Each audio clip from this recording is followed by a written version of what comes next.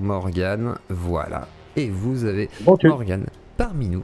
Donc ce soir, on va parler de loup-garou. Alors, loup-garou, je sais pas si ça va être le bon terme toute la soirée du coup, parce que moi j'ai dit du coup, on va parler de cryptozoologie finalement, c'est vrai que c'est peut-être le meilleur terme qui va définir le sujet de la soirée.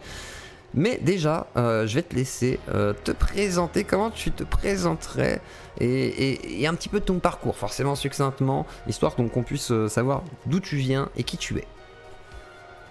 Eh bien, je suis un artiste, je m'intéresse à tout, cinéaste, musique, je touche un peu à tout, et puis reportage beaucoup également. Et je reviens, j'ai mis un pied dans le show business.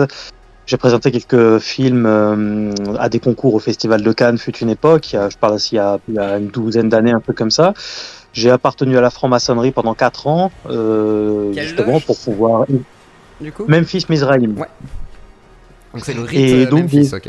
Le oui, rite Memphis, c'est ça. Égyptien en 99 degrés. Et donc c'est une loge tout à fait officielle, mais qui est un petit peu en parallèle des autres, parce qu'elle est très ancrée dans l'ésotérisme. Et puis donc j'en suis sorti au bout de 4 ans parce que j'ai eu une conversion au christianisme, d'abord à travers le mouvement évangélico-protestant, et ensuite, à force d'études théologiques, j'en suis arrivé à l'église catholique, il y a de ça 6 ans environ.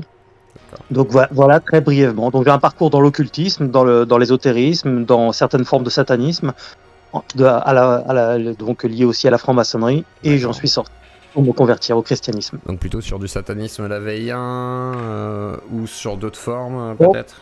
Il y a tellement de formes de satanisme. En tout cas, je m'intéressais à tout ce qui était sorcellerie de différentes formes, parce que la sorcellerie c'est vaste aussi. Il y a des magies, magie noire, magie rouge, magie verte. Enfin, il y en a beaucoup. Le vaudou m'intéressait énormément aussi.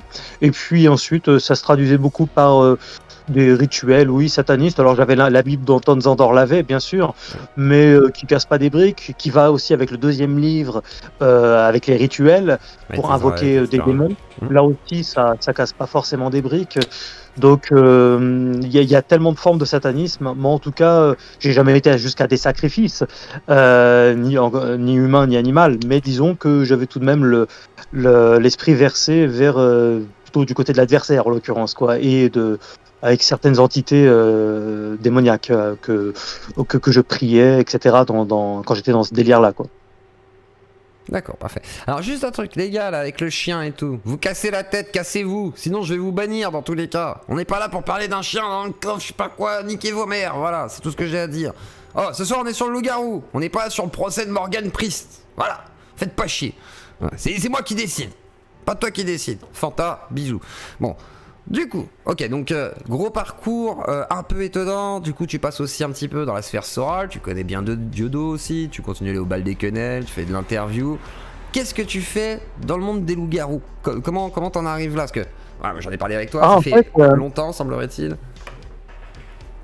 Vas-y. En fait, oui, le monde de la dissidence, je le connais plutôt bien, effectivement, parce que à l'époque, je faisais déjà de la prédication il y a bientôt 10 ans, et j'avais été contacté par l'équipe de Diodo, et j'avais été invité au Théâtre de la Main d'Or. J'avais été au Théâtre de la Main d'Or à l'époque à Paris, et j'avais fait une conférence. Il m'a invité à une conférence liée à la franc-maçonnerie et à mon parcours personnel, dont j'ai écrit un livre d'ailleurs à ce sujet-là. Et en fait, le contact est plutôt bien passé. Et j'ai appris à connaître Diodo. Et puis j'ai rencontré automatiquement différentes personnalités, où là j'ai vu que la dissidence était plus que jamais divisée en eux-mêmes, et qu'il n'allait pas falloir attendre après une dissidence pour venir nous sauver. Donc voilà, mais j'ai rencontré certaines personnalités un peu très sympas, et d'autres un peu barjots, avec des échos plus ou moins importants, mais c'était des bonnes expériences et des rencontres, et j'ai fait pas mal d'interviews de certaines de ces personnalités-là, dont aussi Soral dont tu parlais. Et il y a des points d'accord, des points de désaccord. Bon, voilà, c'est vaste. Je suis pas soralien dans l'âme, mais je reconnais des talents déjà d'orateurs, et puis de certaines, oui, après, il n'a pas fait des conneries non plus. Non, mais il a un talent. Après, il dit pas mal de conneries comme ça, mais après, il a un talent. Justement, Zio, excuse-moi si je peux intervenir. Moi, j'aimerais parler du côté moins folklore et moins Colombie de la chose. Non, Canceled. Mais Canceled, pourquoi il peut se démute comme ça, Canceled? Non, Canceled. Tu te Excuse-moi. mutes. C'est moi. Pas possible. Mais c'est quoi ce délire? Non, mais vous tenez sage, les gars. La partie auditeur, c'est après. Et tu témoigneras après quand c'est l'aide, parce que toi t'es malade, c'est différent, tu parleras justement de... Voilà, mais c'est encore différent, et ce sera tout à l'heure, chacun son tour. Désolé, on reprend. Donc effectivement, pas forcément d'accord sur les idéologies effectivement de ces personnes, même si tu leur reconnais effectivement tout ce talent, et t'as toujours une amitié de toute façon au niveau de Dieudo, parce que tu vas encore au Canal d'Or de toute façon, aujourd'hui. Oh oui, il a toujours été très respectueux envers ma personne, il a toujours été très abordable, jamais, ouais, vraiment très respectueux, sympa, et vraiment, c'est pas enfin, je sais qu'il y a beaucoup de gens qui ne l'aiment pas, mais moi, en tout cas, je parle pour moi, il a toujours été vraiment sympa avec moi, et il a vraiment pas la grosse tête, quoi. C'est vraiment vraiment quelqu'un de sympa et d'ouvert d'esprit, et voilà, enfin, voilà. Mais voilà, on se fréquente pas tous les jours comme ça, mais occasionnellement on peut se voir. Et là, bah, justement, je vais au bal des quenelles, Ouais. et je sors mon livre, justement, Loup-garou, la vérité, ici présent. Et et donc, bah, il me permet, tu vois, d'avoir un petit stand là-bas et de rencontrer une partie de ma communauté et même mes haters, s'ils ont le courage de venir me voir. Voilà, donc allez acheter le livre ou sinon allez le voir au Canal d'Or, comme ça vous pourrez lui dire ce que vous pensez, poser des questions sur le chien, je sais pas quoi et tout, faites pas chier dans le chat, soyez sages. Pas sur internet, hein. Voilà, pas sur le net, hein. En vrai, voilà, pas en face de ça, moi. Voilà. Et comme ça, The Octogone, tout ça. Mais alors du coup, d'accord, donc t'arrives là aujourd'hui, on voit qu'il y a beaucoup d'histoires de Dogman. Alors, toi tu parles de loup-garou, il y a le Dogman. Qu'est-ce que c'est que tout ça? Parce qu'on en parlait tout à l'heure, on a parlé des lycanthropes, on a parlé un peu de l'origine, mais pourquoi Dogman? Pourquoi loup-garou? Alors on va commencer sur ça. Alors en fait, pour l'étymologie de la chose, c'est qu'il y a au moins peut-être, je sais pas, c'était en 2009-2010, fait donc 13 ans approximativement, je tenais le site lougarou.org, donc c'est pas quelque chose de nouveau chez moi. Et d'ailleurs, ceux qui suivent mes lives bah, m'ont déjà entendu parler de loup-garou bien avant que j'ouvre Loup-garou France, il y a maintenant bientôt 2 ans. C'est donc quelque chose qui m'intéresse depuis très longtemps en fait, même depuis que je suis gamin. Et donc moi j'ai 42 ans. Ouais. Et j'ai connu la série La Malédiction du loup-garou, ouais, qui passait sur, je crois que c'était M6, je devais avoir, je sais pas, 8 ans, 9 ans. Mes parents étaient vraiment cool, ils me laissaient regarder ça, et c'était une série qui était vraiment bien faite, et le loup-garou était vraiment c'était pas de la synthèse, ça faisait réel, c'était de l'animatronique, ouais. Et c'était magnifique, quoi, et ça m'avait vraiment marqué. Et puis ensuite, je me suis intéressé automatiquement aux films de loup-garou au fur et à mesure du temps pendant mon enfance, et j'ai entendu parler dans l'ésotérisme, dans l'occultisme, dans différentes sphères satanistes, qui avaient certains qui se transformeraient, ce qu'on appelle la lycanthropie. Donc je me suis un peu potassé là-dessus, j'ai cherché, voilà, bon, au mieux, quoi. Et puis je me suis intéressé aussi à l'aspect folklorique, aux légendes, au roi d'Arcadie, aussi, enfin à plein de choses comme ça. Et j'en suis arrivé au fur et à mesure du temps à ouvrir un site qui est au départ, le but c'était pas de parler de la réalité, enfin de loup-garou dans la réalité, mais du loup-garou en général, que ce soit dans le folklore, dans la littérature, au cinéma, dans la musique aussi, où certains utilisent l'effigie du loup-garou, etc. En fait, c'était vraiment pour partager autour du loup-garou globalement. Et en fait, on avait un forum actif. Je sais pas si le forum actif ça existe encore aujourd'hui, mais aujourd'hui, on a Discord, des trucs comme ça. Mais à l'époque, ça marchait vachement bien, forum actif. Et là, il y avait des gens en fait qui parlaient de loup-garou, mais dans la réalité. Et ils me parlaient pas du tout d'un homme qui se transforme ou un truc comme ça. Ils me parlaient vraiment d'une bête qu'ils avaient croisée au détour d'un chemin, sur une route, dans une forêt, dans un champ, dans une ruelle, enfin quelque part dans un village.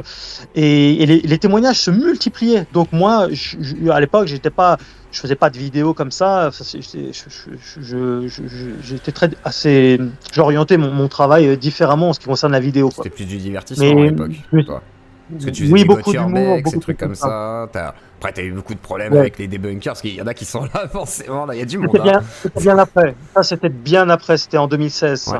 Ouais, ça c'était de la docu-fiction et j'ai adoré faire ça. Mais il y avait des trucs vrais dedans, attention, tout n'était pas faux. C'était un mélange. Mais les traces, par exemple, de loup-garou, parce que tu sais, quand il y a la séquence, moi j'avais vu le fameux katana, tu sais, et après vous dites, ouais, je ne peux pas dire. Si, dedans. Qu'est-ce qui est vrai et faux? Voilà, tiens, pour essayer de décanter. Il y avait bien une bête, sauf qu'on a joué sur l'aspect un peu folklorique en utilisant une tronçonneuse. Et c'est ce qui a fait marrer les gens d'ailleurs. Mais non, on avait bien entendu et discerné quelque chose dans les fourrés. Donc en fait, on mélangeait les deux. Et enfin, ça, j'aurai l'occasion d'y revenir si tu veux. Mais pour rester donc sur le forum actif, c'était incroyable, quoi. Je voyais plein de gens qui mais très sérieux. Je me disais, ils ont quand même pas tous rêvé. Puis des fois, j'ai échangé au téléphone avec certains, puis ils m'expliquaient ça. C'était des témoignages très, très, très crédibles. Donc, en fait, j'ai appris, grâce à ce travail-là, sur loup-garou.org, que les loups-garous existaient bien réellement. Et que j'avais déjà vu quelques témoignages au Québec, aux États-Unis, mais sans rester là. Là, c'était vraiment des loups-garous en France. Et du coup, j'ai appris énormément sur ce qu'était réellement un loup-garou. Et puis voilà, le temps a passé, j'ai plus eu le temps d'administrer ce site-là. Et il a fermé, et puis après, je suis passé à d'autres choses. Mais il y a 3-4 ans, je voulais faire un film, parce que j'ai fait quelques longs métrages aussi, et je voulais faire un long métrage sur le loup-garou. Mais je me suis dit, j'en parlais dans les lives, je me suis dit, mais comme je connais un petit peu le phénomène, depuis, ça fait donc une paire d'années que j'ai potassé sur le sujet, étudié, réfléchi, tout ça, je me suis dit, ça serait le mieux, c'est peut-être même d'en faire carrément un site, parce que je vois beaucoup de conneries sur les réseaux sociaux. Et il y a des choses vraies, mais il y a aussi beaucoup de conneries. Donc, fort de mon expérience, en toute humilité, pourquoi pas la mettre en évidence et puis générer un contenu qui permettra aux gens de savoir ce qu'est réellement un loup-garou. Donc, tu vois, c'est pas un truc qui est arrivé comme ça seulement il y a 2 ans. C'est un truc qui m'a pris en fait une bonne partie de ma vie. Hein, d'accord. Tu vois. Qu'est-ce que c'est le loup-garou du coup? Comment tu le décris? Alors, les gens ils vont se dire, est-ce que c'est un mec qui se transforme dans les bois? Est-ce que c'est juste une bestiole? Qu'est-ce que c'est? Alors, quand il est question de transformation, ça s'appelle la lycanthropie. Et la lycanthropie, il y a 2 formes. Il y a la lycanthropie, donc celle folklorique, qui consiste à ce que l'homme ou la femme se transforme en animal, effectivement. Et tu as la deuxième forme de lycanthropie, qui est la lycanthropie médicale. Ce sont des personnes qui pensent se transformer en bête, et c'est tout à fait identifié scientifiquement. Et puis en fait, c'est pas des bêtes, c'est juste qu'ils ont des problèmes psychiatriques graves. Et donc il y a ces 2 formes-là. Donc il y en a une seule qui existe, la lycanthropie médicale, celle qui consiste à ce que l'homme se transforme en loup-garou réel. C'est techniquement, c'est évidemment folklorique, c'est même biologique, tout à fait. L'homme ne peut pas allonger ses membres puis après retrouver une forme, etc. Ça n'a aucun sens. Et c'est là qu'on voit que le cinéma et même la littérature, et ce qu'on peut retrouver d'ailleurs jusqu'au roi d'Arcadie dont je parlais tout à l'heure, où Zeus envoie un sort et transforme justement le roi d'Arcadie en loup. Mais c'est pas en loup-garou, il le transforme en loup, mais il y a sans doute de ça dans cette idée-là de transformation, tu vois. Donc en fait, je pense que oui, effectivement, les gens, à force, partent un peu dans tous les sens et font plus la différence entre la fiction et la réalité. Et je comprends que ça soit dur des fois, parce que même des fois la fiction peut dépasser la réalité. Et pour cause, donc un loup-garou, j'en suis arrivé à la thèse, et c'est la thèse la plus probable parce que j'ai épluché toutes les thèses avant, quand même. Et j'en suis pas arrivé au bout de plus de 20 ans d'intérêt sur le phénomène, comme ça, subitement, comme un éclair de génie. J'aurais bien aimé. Mais j'en suis arrivé donc à la thèse que c'est bien un animal. C'est une race de loup qui prend son essence dans la préhistoire. Et pour cause, j'ai notamment, il y a des témoignages à travers le monde, mais il y en a aussi beaucoup, j'en ai plusieurs en Corse. La Corse s'était attachée à la France il y a environ 35 millions d'années, approximativement, on n'est pas au million d'années près. Comment ont-ils fait les loups-garous pour aller aussi sur une petite île comme ça? Ils n'ont pas peut-être à la nage ou en bateau, il y a peu de chance. En soi, c'est juste que c'est un animal, comme il en existe plusieurs d'ailleurs préhistoriques, qui ont perduré tant bien que mal et qui se sont adaptés aux millénaires, au changement climatique, à l'évolution. Et il en existe encore parce que j'ai recensé depuis toutes ces années des centaines de témoignages en France. Peut-être il y en a des milliers dans le monde. Alors, mon esprit zététique te dirait, il y a des milliers de témoignages d'ovnis, de vampires, de gang stalking, de tout ce qu'on veut. Et souvent, on pourrait dire que soit c'est des méprises, soit de la maladie, soit du phénomène social aussi, parce qu'il y a aussi de l'ordre du phénomène Bien sûr. social derrière. Et on pourrait se dire ça, tu vois, clairement. Après, j'aime Bien bien sûr. l'idée que ça pourrait être un animal mystérieux. Et je préfère cette idée-là, à la Alors- limite, qu'une idée d'égrégore qui se transforme, comme certains le prétendent. Donc déjà, c'est un Oui, peu moins oui, oui. mystique. Pour les vampires, tout ça, je répondrai pas. Pour les ovnis, là, on a quand même des témoins oculaires d'une fiabilité incroyable. On a des Alors, gendarmes. pas les des ovnis, moi je policiers. parlerais plus, c'est genre des petits gris, des reptiliens, tu sais, quand on commence à être dans le témoignage en mode, tu sais, enlèvement, abduction, etc. Tu vois, Oui, le oui, truc oui, un peu oui, plus non, bizarre. là, je suis tout à fait d'accord. Surtout que c'est pas pareil, là encore. Parce que ces gens-là font souvent des régressions hypnotiques pour parler.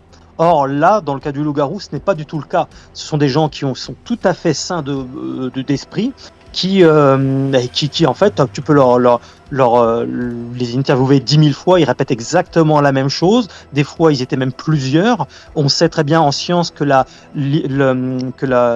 une hallucination collective n'existe pas. Donc, je veux bien qu'il puisse y avoir 2-3 personnes qui se sont trompées, qui ont pris un loup-garou de 2 mètres pour un sanglier. Déjà, faut quand même faut vraiment avoir une sacrée dose de drogue dans le corps pour confondre un sanglier ou un chevreuil avec un loup-garou. Mais au bout d'un moment, il faut être lucide. Et je crois que tous les témoins que j'ai épluchés, que j'ai mis sur Loup-garou France, du moins pour ceux qui veulent y être, parce qu'il y en a plein qui ne veulent pas être interviewés, de peur justement qu'on se moque ou qu'on décrédibilise leurs témoignages, eh bien, je peux t'assurer que ce sont des témoignages oculaires, des gens qui n'ont pas rêvé, qui peuvent avoir... Oui. Est-ce qu'il n'y a pas une... Alors moi, la question qui me vient à l'esprit, c'est de me dire, voilà, imaginons que tu vois quelque chose qui ressemble à un loup-garou. Tu te dis que c'est un loup. Tu te dis pas que c'est un loup-garou. Tu vois ce que je veux dire? Tu te dis, Alors, j'ai vu un loup. bien sûr. J'ai vu un putain de loup, il était balèze, sa mère, et voilà quoi. Un loup de 200 kilos. Ah oui, sauf qu'un loup de 200 kilos, ça n'existe pas. Mais enfin, en fait, là, on voit bien qu'il y a des caractéristiques effectivement de loup, sauf qu'en fait, il est loup-garou. Garou, ça signifie, c'est du vieux français, ça veut dire homme. Ça veut dire, en fait, loup, c'est loup hominidé, loup-garou. Et non pas dogman. Dogman, ça veut dire homme-chien. Ça vient du Michigan, du 19e siècle, donc c'est pas d'ici.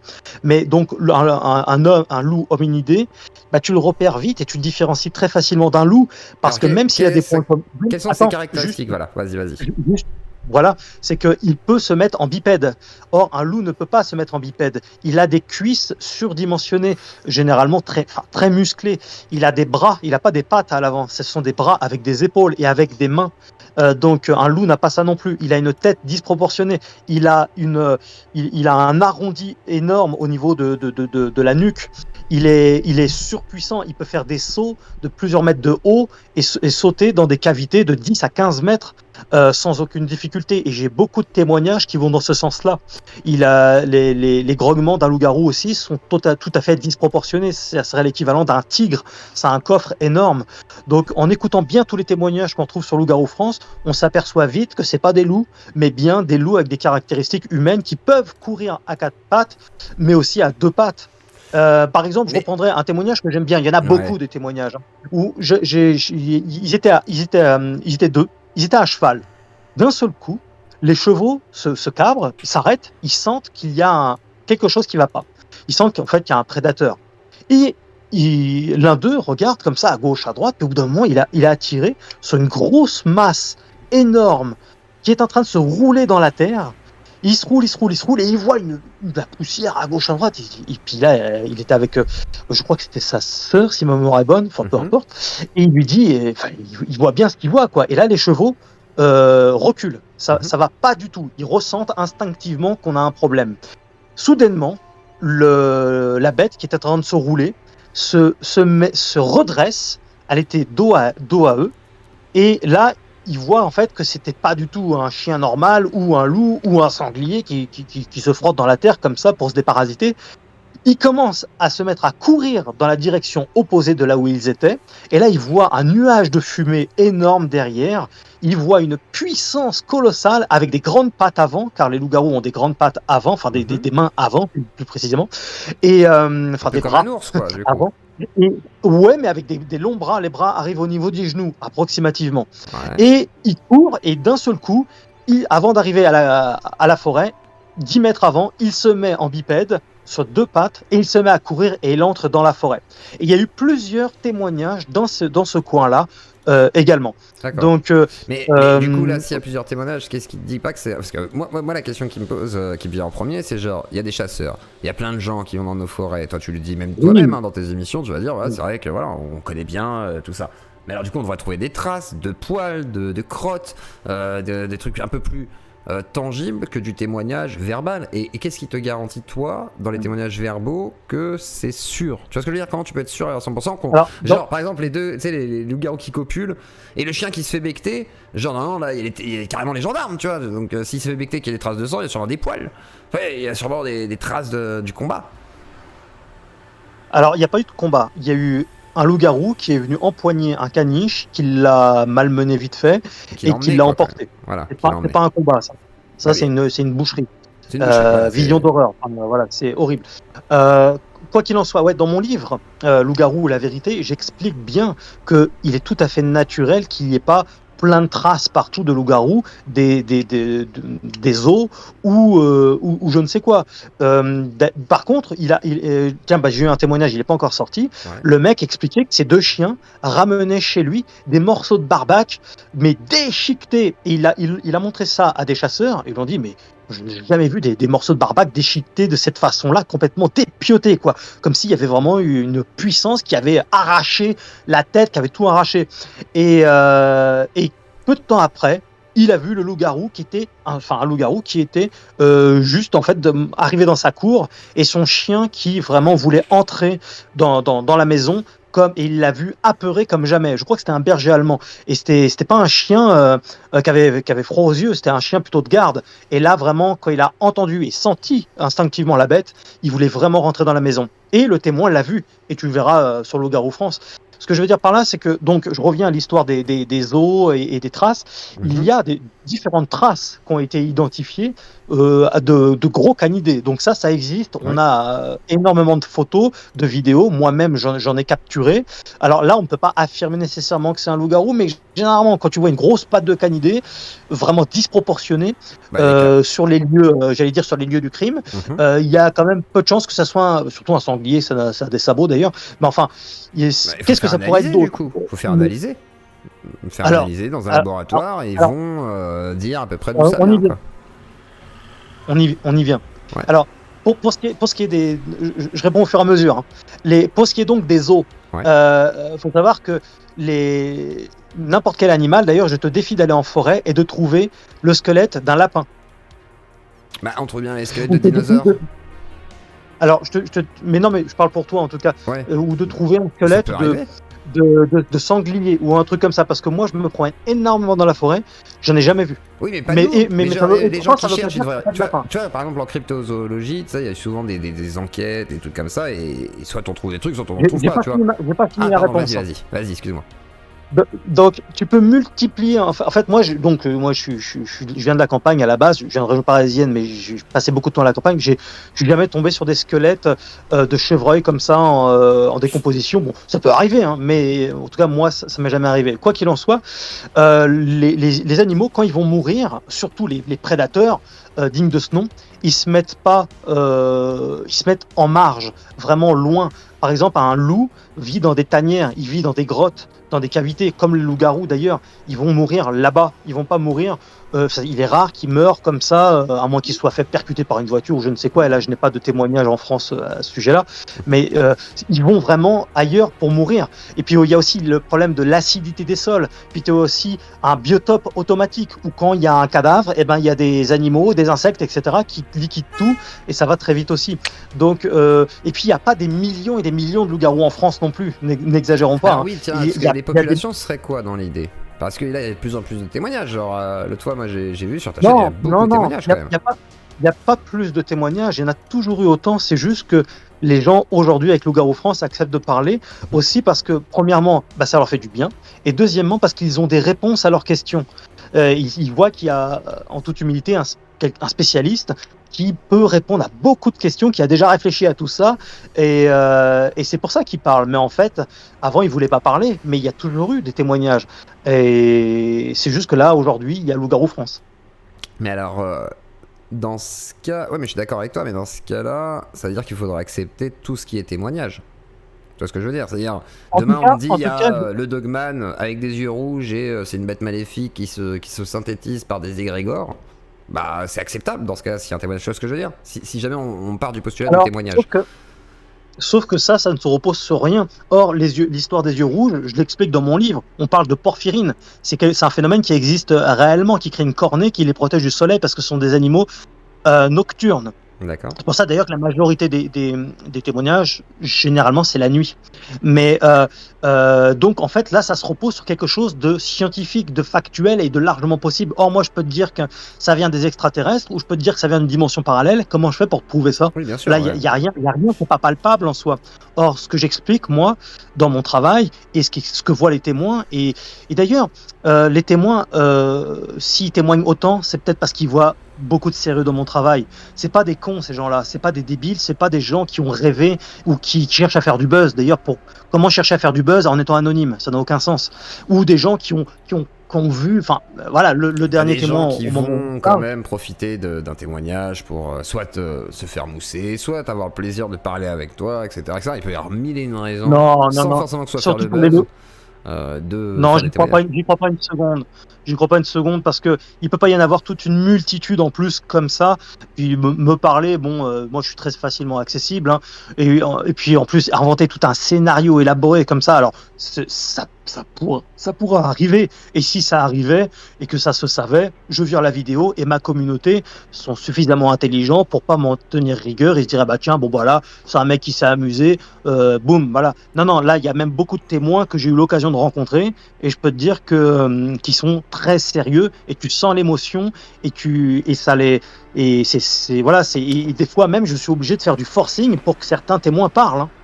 Donc il n'y a pas d'intérêt de buzz, mais il n'y a même aucun intérêt de buzz à faire, encore une fois, si tu es anonyme. Le principe du buzz, c'est de pas être anonyme et de faire de la promotion pour quelque chose. Mais après, pour certains, on pourrait considérer que c'est des histoires, tout simplement. Genre, voilà, des petites histoires racontées et considérer que ce soit, dans ce cas, que même du fake pour certains. Parce qu'il y en a certains qui pensent que tu fais que du fake aussi. Hein. C'est ce que certains disent.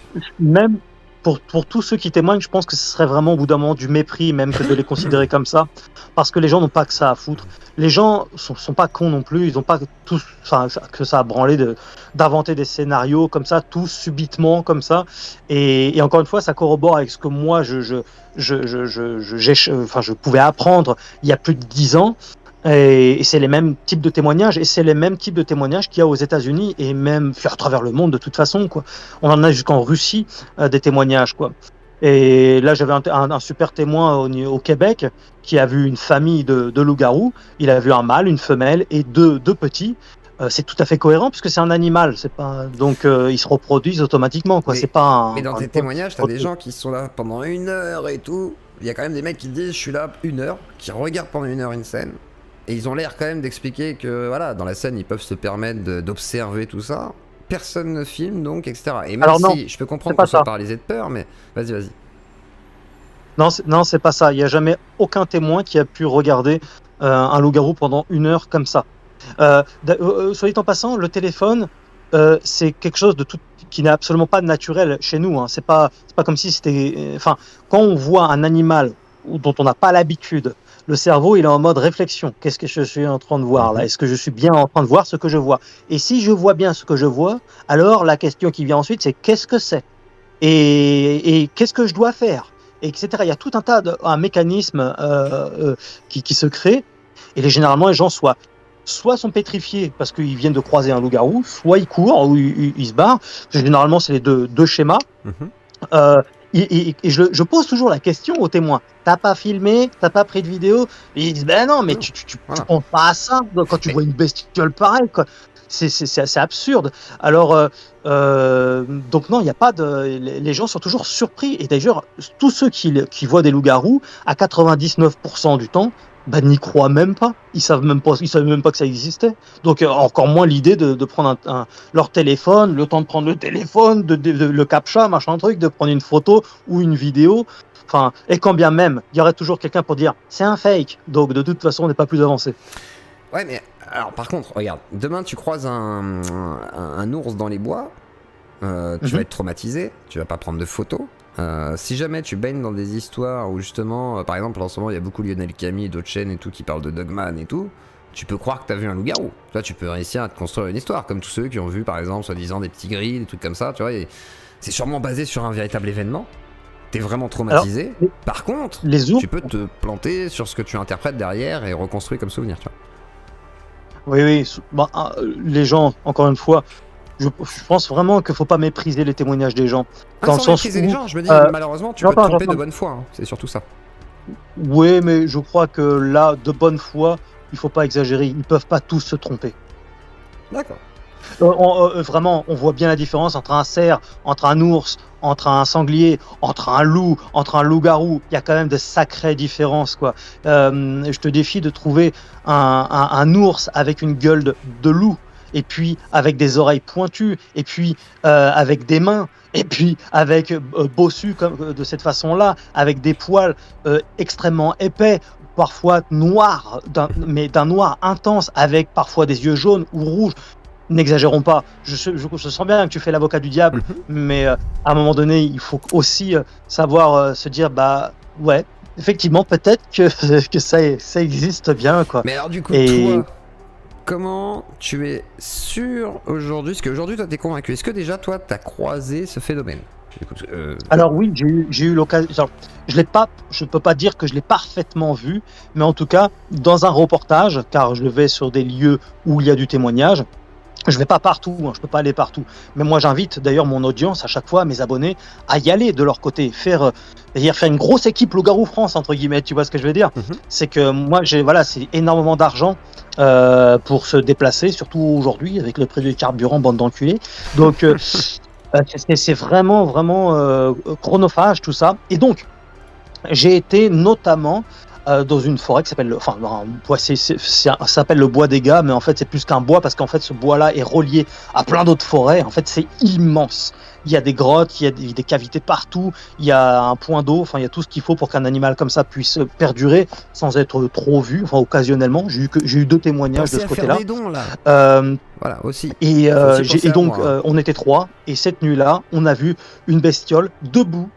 Très massive, donc elle n'était pas à 4 pattes, elle était debout, hein, passée juste devant nous, et en fait on pense qu'elle devait dormir, et il y avait tout un tas d'épis de blé écrasés par terre. Tout à l'heure tu me parlais de science, tu sais que si même des scientifiques me contactaient pour travailler avec moi, je les refuserais.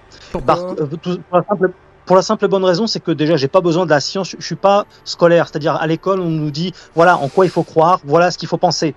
Moi, c'est pas parce que la science le dit que c'est vrai, c'est pas parce que la science ne le dit pas que c'est faux aussi. Et eux ne m'ont jamais financé. Les seuls qui m'ont financé, qui m'ont aidé et qui m'ont aimé aussi, c'est ma communauté. Et je leur dois rien. Après, en et vrai, j'ai pas besoin. En vrai, t'aurais quand même des communautés qui seraient prêtes à faire la démarche de voir justement et d'essayer de comprendre, vraiment, je pense.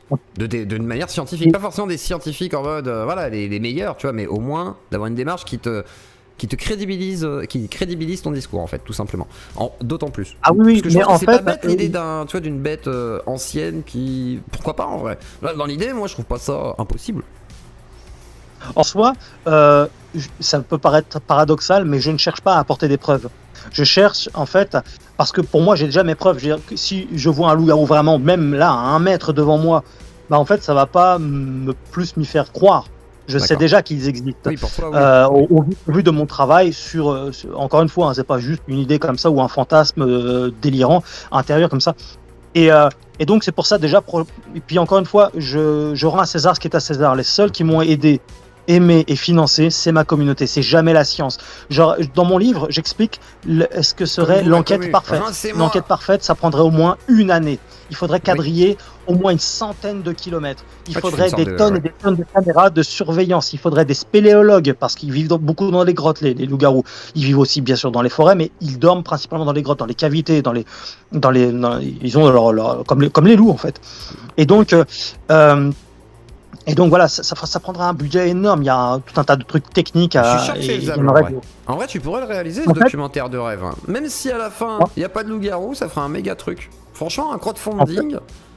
Ça demanderait plusieurs millions d'euros pour organiser un reportage sur une année comme Même ça pas, complète. non, Des des millions. centaines de milliers maxi, quoi. Non, franchement, avec Non, 200-300 parce 000 euros, tu vas faire beaucoup de choses quand même, je t'assure. Non, pas du tout, parce que j'ai fait Pourquoi un calcul de tout ça. Parce qu'en fait, il y a des centaines, peut-être même des milliers d'ailleurs, de caméras de surveillance à entreposer à de nombreux points stratégiques. Il faut donc aussi des protagonistes, c'est-à-dire des chasseurs, des spécialistes de la chasse. Il en faudrait plusieurs dizaines H24 qui tournent. Il faudrait des spéléologues aussi, constamment, quoi. Il faudrait donc un QG avec toute une technologie de pointe aussi pour analyser les images. Il faudrait des tonnes et des tonnes de caméras partout aussi de terrain, c'est-à-dire qui bougent à gauche à droite. Il faudrait installer des pièges, mais pas des pièges pour les tuer, hein, mais des pièges pour avoir identifié des traces, des éléments. Et tout ça sur une année. Je sais pas si tu sais ce que ça représente un reportage, si tu sais combien ça coûte le monde du cinéma ou du reportage. C'est des fortunes. Et tout ça, il y aura un générique. Tu sais, quand tu regardes un film ou un reportage, tu regardes le générique, ça en finit plus. Bah, dis-toi que tous ces gens-là ont été payés et puis ils n'ont pas été payés le SMIC. Hein. Donc oui, pour faire un reportage digne de ce nom sur toute une année, c'est pas 300 000 euros, c'est plutôt 3 millions d'euros approximativement. Hein. Voilà, je dis bien sûr une année, hein, mais je sais que les gens se rendent pas compte de ce que ça représente. Après, là, on est sur les productions américaines, quoi. C'est plutôt parce qu'en vrai, en France, aujourd'hui, tu peux faire des docus. Je sais que par exemple, la docu sur M6, par exemple, tu vois, si tu veux acheter un docu chez La Villardière, ça va te coûter 40, 70 000, entre 40 000 à 100 000 euros. Ça va dépendre en gros de ce que tu fais. Si tu vas à l'étranger, machin et tout, voilà, et si c'est une grosse enquête. Hein. Et ça prend du temps déjà, hein, ça prend énormément de temps. Donc, une année, tu peux t'en tirer entre 300 à 500 000 balles, moi je pense, en vrai de vrai. En vrai de vrai. Mais non, parce qu'il faut compter tout le matos, toute la production, toutes les lumières nocturnes, toutes les caméras infrarouges, toutes les caméras. Enfin, mais t'es pas propriétaire, tu fais de la location, tu vois, et après tu vas pas tout payer sur des trucs extrêmement chers. Enfin, je te jure, mais après je comprends ce que tu veux dire, mais en vrai aujourd'hui je pense que tu pourrais y arriver pour moins cher, c'est ça que je veux dire, mais après j'entends, on va pas faire un débat sur le prix du documentaire. Il faut bien produire tout ça, tu sais combien ça coûte juste une caméra thermique? Oh, ça coûte cher, mais tu la loues. Oui, mais tu sais combien ça coûte à la location sur une année? Bah non, mais j'imagine que ça doit coûter, je sais pas, et même si ça coûte 3000 balles, c'est pas grave. Mais après je comprends. Mais t'aimerais toi faire ça? Genre si on te donnait les moyens, imaginons t'as un mécène, il te dit vas-y, moi je craque 3 millions. Tu le fais ou pas? S'il y avait une production, mais par contre, ouais, faudrait bien tout orchestrer, tout ça. Mais ouais, ça serait tout à fait faisable. Encore une fois, il faudrait payer tous les protagonistes. Ça demanderait une armée, hein, littéralement une armée pour quadriller un périmètre, je te dis, sur une centaine de kilomètres. Hein, donc c'est pas juste un petit truc comme ça d'une forêt. Hein. C'est pour ça que je sais pas si tu te rends bien compte ce que ça représente, un quadrillage pour une forêt. C'est complètement. Mais techniquement, si vraiment les scientifiques s'intéressaient à ça, par contre, il existe des gendarmes, enfin un corps qui s'occupe un petit peu des phénomènes comme ça, mystérieux, cryptides, qui les recense. Oui, tout à fait. Ouais. Aussi qui va s'occuper des phénomènes comme ça aussi. Tout à fait. Mais c'est pour ça que je me dis, tu pourrais. Il y a des gendarmes qui prennent ça très au sérieux, puis d'autres qui en rigolent. Pour eux, c'est. Mais t'aurais la STEC par exemple, la STEC c'est une association qui accepte de tester des trucs comme ça, tu vois. Et genre, même sur un truc comme ça, je suis sûr qu'il serait capable d'aller, par exemple, demain, tu vois, t'as un témoignage d'une dame, voilà, son chien il s'est fait enlever, c'est horrible quand même, quoi. Genre là, ok, bah pourquoi pas en vrai d'aller voir ce qu'il en est, de chercher et tout. Et je suis sûr que limite, des assos comme ça, alors peut-être pas la STEC ou d'autres, hein, mais je veux dire, il y en a certains qui seraient peut-être prêts à se dire ok, vas-y banco, on va voir. Au moins pour être sûr. Ah oui, et répondre aussi à la question de la dame, quoi, parce que si son chien il a disparu, c'est quand même bien de le retrouver, quoi. Est-ce que c'est un ours ou un. Voilà, on s'en fout, au moins de savoir ce qu'il en est. Et ça peut être intéressant en vrai. Donc, voilà. Autre chose qu'elle le retrouve. Mais en tout cas, comme je dis souvent, s'il y a des personnes qui peuvent faire mieux que ce que je fais en termes de reportage, vraiment, qu'ils le fassent. Et tu sais, moi je connais 2 chasseurs de loups-garous avec lesquels je vais travailler prochainement. Et ils sont sur le terrain régulièrement. Ils m'ont dit putain, c'est de l'argent, c'est du temps, c'est extrêmement. Enfin, ils m'ont dit ouais, quand on est dedans, et ils auront l'occasion de le dire d'ailleurs parce que tu vas en voir l'un d'eux dans un reportage que je vais sortir normalement au mois de juillet dans le Jura. Et tu verras, il aura l'occasion d'en parler tout ça. Et c'est très facile en fait de dire aux gens fais ci, fais ça, tu devrais faire ci, tu devrais faire ça. Mais en fait, quand t'es dedans, c'est plus la même chose. Alors vraiment, tous ceux qui ont des conseils, des opinions, c'est très bien d'avoir des avis, des conseils. Hein. Tout le monde en a. D'ailleurs, il n'y a pas plus facile d'avoir des conseils et des avis en général. Mais vraiment que chacun ceux qui s'intéressent à ça fassent le reportage sans attendre après moi. Et ensuite, moi, je veux bien voir les reportages. Je dis ça sans ironie, hein, vraiment. Faites le job. Si vous avez des meilleures idées que moi, allez-y, faites-le. Et je regarderai ça avec plaisir. N'empêche que moi, de mon côté, je fais tout ce que je peux. Et là, dernièrement, donc j'ai organisé tout un voyage. Donc j'ai rassemblé tout le pognon, tout ça, pour pouvoir partir dans le Jura prochainement pendant plusieurs jours. Donc là, il y a un gros travail qui va s'effectuer. Tu auras l'occasion, toi et peut-être certains de ta communauté, de le voir sur Loup-Garou France. Et puis ensuite, je partirai en Charente-Maritime parce que là, pour le coup, je suis nourri, logé et même le voyage m'est défrayé. Donc je vais passer plusieurs jours sur le terrain avec toutes mes caméras et j'espère pouvoir d'ici là peut-être acheter encore quelques caméras de surveillance parce que j'utilisais énormément ça aussi. Et voilà, donc tu vois, c'est du boulot, hein. On dirait pas comme ça. Hein. Ah mais si, ça par contre je sais que c'est du taf. Hein. Étant youtubeur à plein temps, si, je sais que c'est du travail, malheureusement. Et du coup, comment dire, demain si on te démontre que par exemple c'est faux, toi tu te dis non, je sais que j'ai raison, t'accepteras qu'on me dise que c'est faux, question bête. Parce qu'il y a pas mal de gens qui ont voulu te débunker, etc., qui sont un peu sur tes côtes et tout.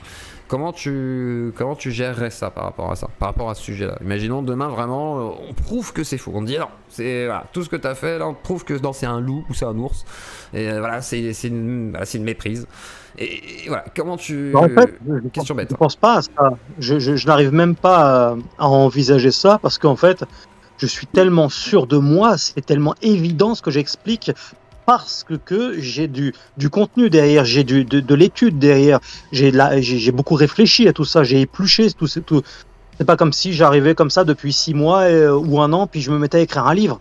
Comme certains, là le but c'est véritablement, c'est un travail quand même c'est une méditation sur plus de 20 ans au final. Hein.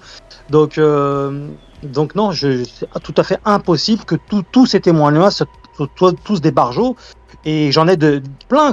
Hier encore, j'étais en enregistrement. Demain, j'ai encore d'autres enregistrements de gens qui en ont vu. Un ancien gendarme. Alors on peut me dire, oui, mais c'était pas un ancien gendarme. Oui, mais c'est un menteur. En fait, c'est même pas le problème. Non. En fait, ce qu'on pourrait vraiment dire, c'est même pas ça. Parce que dire que c'est un menteur, c'est encore un peu. Non, mais il l'a bien vu. Ce serait plutôt de dire un témoignage n'est pas une preuve, en fait. C'est surtout ça, quoi. C'est même moi. Ah, oui, regarde, par exemple, moi, j'ai fait partie de ces gens. Moi, je suis un ancien complotiste, un indécrottable complotiste qui a cru qu'il a fait une Kundalini, qui a vu des ovnis, etc. Au point de croire qu'il y avait des trucs très graves. J'ai bien compris plus tard, avec le recul, hein, mais il a fallu du temps, que c'était un délire, quoi, mais dans le sens où, en plus, comment dire, notre cerveau est très faillible et nous mène à croire à certaines choses. Et du coup, forcément, on peut se laisser avoir, même nous, de très bonne foi, on peut se dire, bah ouais, je crois carrément à ça. Et le jour où tu te rends compte de l'erreur, peut-être que c'est plus compliqué, tu vas te revenir en arrière, etc. T'es parti dans un truc, toi, t'es parti dans une étude complotiste fastidieuse, où des fois il y a beaucoup de choses vraies, mais des fois aussi il y a beaucoup de conneries, où c'est un travail journalistique extrêmement, là aussi, qui prend du temps. T'étais parti dans un délire New Age, ésotérique, où en fait là, il y a rien de palpable. Or là, tout est palpable. Parce que ce sont des témoins oculaires. Et je sais qu'un témoin n'est pas une preuve, mais on appelle ça des témoins crédibles quand même. Et encore une fois, c'est pour ça que je parle de mépris, c'est pas possible de dire c'est tous des barjots qui se sont trompés ou dont leur cerveau leur a joué un tour. Il peut pas y en avoir des milliers comme ça. Il peut y en avoir 1 ou 2, allez, admettons, ou 3, mais il peut pas y en avoir des milliers comme ça qui recensent tous le même type de témoignage. À la fin, la vérité, c'est que oui, les loups-garous, ça existe bien. C'est une réalité, pas comme au cinéma. Et c'est pas parce que c'est pas passé sur BFM ou que les scientifiques ne l'ont pas dit que ça n'existe pas. Le monde est vaste, les scientifiques ne connaissent pas tout, ils ne connaîtront jamais tout de toute façon. Si ça se trouve, ils ne connaîtront jamais ça. D'ailleurs, ils n'y mettent pas les moyens. C'est pas le but de la science. Bah oui, ils n'y mettent pas les moyens du tout, ils s'en foutent. Après, c'est pour ça. Le but de la science, c'est de décrire, c'est pas d'essayer de savoir ce qui est vrai, faux. Ça décrit le réel au mieux possible, quoi. C'est tout ça. Ça peut pas faire mieux. C'est pour ça que la science pourrait juste apporter des éléments, genre par exemple demain, tu vois, il y a un témoignage, on trouve des poils, on trouve qu'importe, ça peut être analysé, tu vois, ça permet juste de dire est-ce que c'est un loup ou est-ce que c'est autre chose. Et si c'est autre chose, on va te dire on sait pas ce que c'est, mais c'est autre chose. Rien que ça peut crédibiliser le discours complètement, quoi. C'est pour ça que je dis c'est intéressant malgré tout d'avoir ce rapport, pas avec la science, mais avec des démarches scientifiques, on va dire. En fait, pour moi, de mon point de vue, on n'a pas besoin de ça, on n'a pas besoin d'eux. On le sait très bien, on est quand même lucide sur la situation, on le voit, et c'est pas parce que les monsieur, encore une fois, les scientifiques nous ont pas dit quelque chose que ça peut pas être vrai. Et on retrouve des animaux tous les jours. L'autre jour, je reprenais l'exemple de l'ornithorynx, par exemple. Tu vois, cet animal, genre de loutre avec un bec de canard. Ça a été découvert dans les années, je crois, c'était vers le XVIIe siècle. Avant, les gens croyaient que c'était une légende. Et ça a été découvert donc en ce temps-là, mais c'était pas officiel. La science n'avait pas attesté. Alors beaucoup de gens croyaient que c'était encore une légende. Et c'est que vers le 1937, un truc comme ça, où là, par contre, scientifiquement, ça a été validé. Oui, l'ornithorynx existe, c'est pas une légende. Tu vois. Donc il a fallu du temps, en plus, entre la découverte et le fait de l'identifier. Mais on l'a trouvé donc facilement. Là, ce que je veux dire. Mais ce que je veux dire, on n'a pas déployé une armée pour trouver l'ornithorynx, tu vois. Genre, on l'a trouvé, on a fait ah tiens, chelou ça. Et comme quoi, tu vois, il peut exister des animaux très facilement identifiables qu'on n'identifie pas tout de suite. Mais là, on est il a fallu attendre. C'est ça que je te dis. Mais justement, là, s'il y a des loups-garous en France, ça veut dire que demain, regarde, il y a plein de chasses en France, il y a la période de la chasse, machin et tout. Moi, j'ai plein de potes qui font de la chasse, des conneries comme ça. Ils ont déjà vu des carcasses, ils ont déjà vu plein de bestiaux. Donc, il y a un jour, il y a forcément des gens qui vont tomber dessus. Tu vois, et genre, il y a des fois où même les parties de chasse sont filmées et tout, donc ça va arriver dans ce cas-là. Bien sûr, mais absolument. Absolument. D'ailleurs, j'ai énormément de témoignages de chasseurs. Et j'en ai plus, il y en a plein aussi qui ne veulent pas témoigner. Je m'en souviens d'un qui bon, il veut pas témoigner, alors qu'il est anonyme, mais bon, tant pis. Et il me disait que il était parti avec son fusil, mais il n'avait pas pour idée de chasser. Il l'avait pris au cas où, mais bon, il s'est dit je vais promener mon chien, on va se balader. Et d'un seul coup, à environ 15 mètres de lui, qu'est-ce qu'il voit? Un loup-garou. Il a même pas eu la présence d'esprit de tirer. Le loup-garou, environ 2 mètres, il était debout, en bipède. Il a bien vu qu'une gueule de loup, il n'a pas vu que c'était une gueule d'ours ou de je ne sais quoi, et qu'il s'est mis à courir en faisant des bonds et qui est parti à une vitesse fulgurante. Et puis le mec, il me l'a expliqué, on en a beaucoup parlé et tout ça, et tu sens l'émotion. Et puis le mec, il veut pas témoigner, parce qu'il sait très bien qu'en fait, il y a des gens qui vont ne serait-ce que remettre son témoignage en cause. Et rien que ça peut paraître con, hein, mais quand t'as vécu quelque chose, et qu'il y a des gens qui disent mais t'es sûr que ceci, mais t'es sûr que cela, putain, au bout d'un moment, t'as envie de dire mais ferme ta gueule, quoi. Je sais ce que j'ai vu, arrêtez de me prendre pour un con. Voilà ce que t'as envie de dire. Et je parle aussi à la place de tous les témoins qui témoignent pour Loup-garou France. C'est pour ça que je parle d'une forme quand même de mépris. C'est quand ils savent très bien ce qu'ils ont vu. C'est pas des fous, ces gens-là. Et moi-même, je suis pas un fou. J'ai eu affaire à des grognements d'une intensité extrême que j'ai jamais entendu, que j'ai pas rêvé. Et la caméra non plus d'ailleurs n'a pas rêvé. On n'est pas des fous. Mais alors comment tu sais qu'ils vivent dans les grottes, etc. Comment tu sais justement leur mode de vie? Là pareil, c'est pour connaître un sujet, faut l'étudier, pendant des années.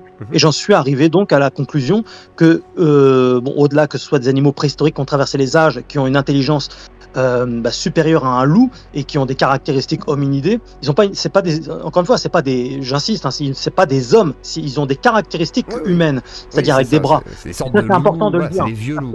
Et c'est pour ça que le mot loup-garou déjà, tu vois, il sème le trouble en fait. En fait, il sème le trouble jusqu'au moment où en fait on prend le temps d'écouter, et là soudainement en fait ça devient plus simple et plus clair et plus cohérent. Donc c'est comme beaucoup de choses, hein. Tu sais, c'est un peu comme quand tu parles de religion, tout de suite la religion machin truc, ils font ceci, le Vatican cela machin, mais quand tu commences à rentrer dans les détails, expliquer, les gens en fait s'aperçoivent en fait ils connaissaient pas, et les gens sont pas tous cons, hein. Au bout d'un moment c'est comme c'est comme tout, les sujets ça s'étudie. Et donc là j'ai oublié ta question, excuse-moi, parce qu'on passe du coq à light. Donc du coup les grottes. Ah oui, les grottes. Comment vous avez su, comment t'en es venu à savoir? Comme ça reste un loup, bien qu'il ait des caractéristiques hominidées, ça reste un loup, il a le comportement principalement d'un loup, c'est-à-dire qu'en fait il s'attaque très rarement aux humains. J'ai quelques témoignages dans le monde, mais très très très peu. Généralement, ils s'attaquent aux animaux de petite taille. Ils choisissent plus souvent la facilité, comme un petit chien par exemple, ou des chats, ou des lapins, ou des poules. Tiens, j'ai eu un témoignage qui est arrivé là. Elle voulait pas témoigner, hein, la bonne femme, mais bon, j'ai réussi à négocier. Au début, elle le voyait au loin, elle croyait que c'était un Doberman debout. Puis tout noir comme ça, avec des oreilles pointu. Puis elle le filme, enfin elle le regardait comme ça. Et là, en fait, elle se met en visio avec, je crois que c'était sa sœur. Et puis elle lui montre comme ça ce qu'il y avait en visio. Et elle lui dit, tu vois ce que je vois? Et elle dit, bah je vois un truc noir, mais je vois pas trop ce que c'est. Elle dit, je te jure, il y a un chien énorme, une gueule de canidé en fait, mais debout et derrière la clôture. Et peu de temps après, donc ça en est resté là, elle en a parlé à son mari, il s'est foutu de sa gueule. Donc quand je parle de mépris, on y est aussi, tu vois. Donc et peu de temps après, un carnage, 8 poules explosées, tu vois. Donc on peut me dire, c'est le fruit du hasard, c'est un taré qui est rentré là, etc. N'empêche que les loups-garous, ça bouffe du bétail comme ça. Et donc voilà, pour ce que ça mange, ça peut manger aussi, comme les loups, ça peut manger des végétaux, surtout quand c'est en état de famine, ça va se mettre à bouffer des végétaux, des baies, des trucs par terre comme ça, des fruits. D'ailleurs, j'ai un témoignage aussi d'un mec qui s'est fait bouffer des fruits qu'il avait dans son garage. Tu le verras, ça arrivera aussi. Ouais, mais il a vu le loup-garou, hein. C'est pas juste une idée. Peut-être un loup-garou qui aurait bouffé ça. Non, il a vu quelque chose. Donc il y a des cohérences. Depuis tout à l'heure, t'as quand même dit un truc particulier qui me turlupine, je me permets, vu que voilà, t'as été assez franc. Tu disais, ouais, j'insiste beaucoup pour que les gens puissent témoigner. Tu te dis pas que ça peut biaiser le témoignage, voire même, ils se disent, bon allez, je témoigne pour faire plaisir, et du coup, ils vont peut-être orienter le truc. Tu vois ce que je veux dire? Je la pose légitimement cette question. Bien sûr. En fait, quand ils me parlent, ils me racontent déjà leur témoignage. Alors je les écoute, je leur pose plein de questions. Je leur fais répéter même de façon un peu stratégique tout ça, enfin j'ai différentes techniques pour identifier le vrai du faux si c'est possible, bien que n'étant pas infaillible, mais quand même. Et ensuite, à bout d'un moment, je leur dis est-ce que tu aimerais bien témoigner? Alors ouais, non, j'hésite, je vais en parler à ma femme, je vais voir, je vais réfléchir. Puis il y en a qui disent non. Puis il y en a qui disent bon ok. Et puis quand ils répètent, c'est exactement la même chose. Je les ai pas induits en erreur ou ils n'ont pas été induits en erreur de par ma pression. En fait, ils me répètent exactement la même chose de ce qu'ils m'ont dit. D'accord. Et alors, quelles sont tes méthodes d'interview du coup? Parce que tu parles de technique. J'ai pas technique. répondu aux grottes. Ah, vas-y, les grottes alors. Vas-y, les grottes. On revient sur les grottes. Oui, un loup, ça vit dans une taverne ou dans une grotte. C'est leur lieu d'habitat en général, quoi. C'est leur lieu de refuge. D'ailleurs, dans les zoos, ils ont toujours des grottes, des cavités, des trucs, des terriers comme ça. J'ai été voir des loups il y a pas longtemps dans le Limousin. Il y a un parc à loups énorme, super magnifique. Ils leur donnent de la barbaque à bouffer. C'était une super expérience. Et les loups vivent tous comme ça, ils vivent tous dans des petites grottes partout comme ça. Et puis ils sortent pour bouffer ou machin, mais et c'est la même chose en fait. Comme le loup-garou est un loup, il fait la même chose. Et il y a des témoignages où il y a eu effectivement des loups-garous qui ont été vus dans des grottes mais j'en ai même eu un où le mec a vu un loup-garou sauter dans une grotte. C'est-à-dire une grotte, la cavité elle faisait 10 mètres. Et après c'est une grotte immense, hein, ça fait c'est vraiment il y a plein de cavités partout. Enfin, tu peux pas. Là, il faudrait envoyer une armée de spéléologues et encore, je sais pas si ça suffirait. Mais le loup-garou a sauté, a fait un saut de 10 mètres dans le précipice, dans la grotte, et il s'est barré comme ça, quoi. Donc voilà, c'est coup, en fait. On connaît les grottes du coup, pour certaines. On connaît des grottes, ouais, on ne les connaît pas toutes, puis toutes ne sont pas forcément. Donc ça veut dire qu'on pourrait explorer ces grottes et avoir des traces, d'excréments, même s'ils sont pas présents, etc. quoi. Ça pourrait tout à fait arriver, oui. Généralement, les spéléologues, je sais pas trop ce qu'ils cherchent, c'est pas ce sur quoi ils s'attardent en général. Les traces à gauche, à droite, ils pensent même pas, ils sont dans un autre délire. Mais en étant focalisés sur cet objectif-là, oui, il y aurait bien sûr automatiquement, ça multiplierait les chances. Et comme tu disais tout à l'heure, grâce à la technologie, c'est ce que je dis beaucoup, on aura à un moment donné des traces, on aura des images. Et d'ailleurs, on commence à en avoir quelques-unes. Alors, pour l'instant, le problème, c'est que c'est très facile de faire un fake. Donc on n'est pas sûr à 100% de certaines vidéos, mais des fois ça paraît assez crédible, mais c'est pas une preuve, donc on fait attention. Peut-être que toutes sont fausses ou peut-être qu'une grande partie sont fausses, certaines semblent vraies. Il y en a une que j'identifie comme étant réelle, qui a été filmée de façon avec un téléphone. Ça se passe dans un cimetière où il y a un loup-garou qui creuse un trou. Donc qui met des gros coups de griffes, hein, on voit bien, enfin des gros coups de pattes et on voit bien des bras. Hein. Donc si c'était un homme qui fait ça, et après il y a eu des photos du cimetière, hein, ils ont pris des photos où on voit bien un gros trou énorme qui a été creusé, quoi. Donc là ça devient un peu plus palpable. T'as aussi les témoins qui ont vu ça. Ouais, c'était deux femmes dans leur voiture. Ils revenaient de manger. Et quand ils ont vu le loup-garou, ils se sont mis à filmer comme ça. Ils savaient pas ce que c'était, quoi. Donc, il y a des gens qui voilà, filment il y a une malgré vidéo, tout, il y a des photos. Ouais, D'accord. Dans Loup-garou France aussi, on a de la matière avec le reportage. Hein. C'est pas un truc donc. Ça va devenir de plus en plus palpable avec le temps. Il faut encore, je pense, quelques mois ou quelques années, ça dépendra. Mais en tout cas, ça reste. C'est pas, on peut pas le calculer tout le temps, mais forcément. Mais Alors, j'ai une je m'en fais pas. question de Réal Alouf qui me dit: que pense-t-il des milliers de témoins qui ont vu des aliens? C'est tout. Ah mais moi, en ce qui me concerne, je crois en la vie extraterrestre. Je crois pas. Je suis en tant que catholique. Je crois que Dieu est créateur bien sûr des espèces, des races angéliques. Donc multiples, hein, les trônes, les séraphins, les dominations, les autorités, les archanges, les séraphins, tout ce que tu veux. Ça c'est une chose. Mais il y a aussi les humains. Les hommes, les femmes, malheureusement. Non, je plaisante. Les insectes, enfin les animaux, toute la faune, tout ça. Enfin, c'est une création de ouf. Mais Dieu étant là de toute éternité, il a forcément créé d'autres choses. Il s'est pas arrêté juste enfin, juste, c'est déjà beaucoup, mais il s'est pas juste arrêté à ça automatiquement et statistiquement. Et là, là aussi, c'est une question de cohérence.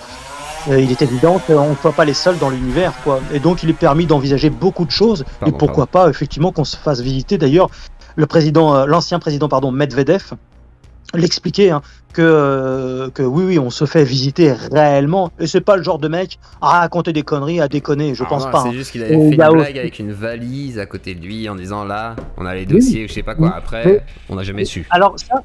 Alors ça, si c'était là, c'est toujours pareil. Ça, si c'est la fameuse intervention de Medvedev, je veux dire. Voilà, Oui.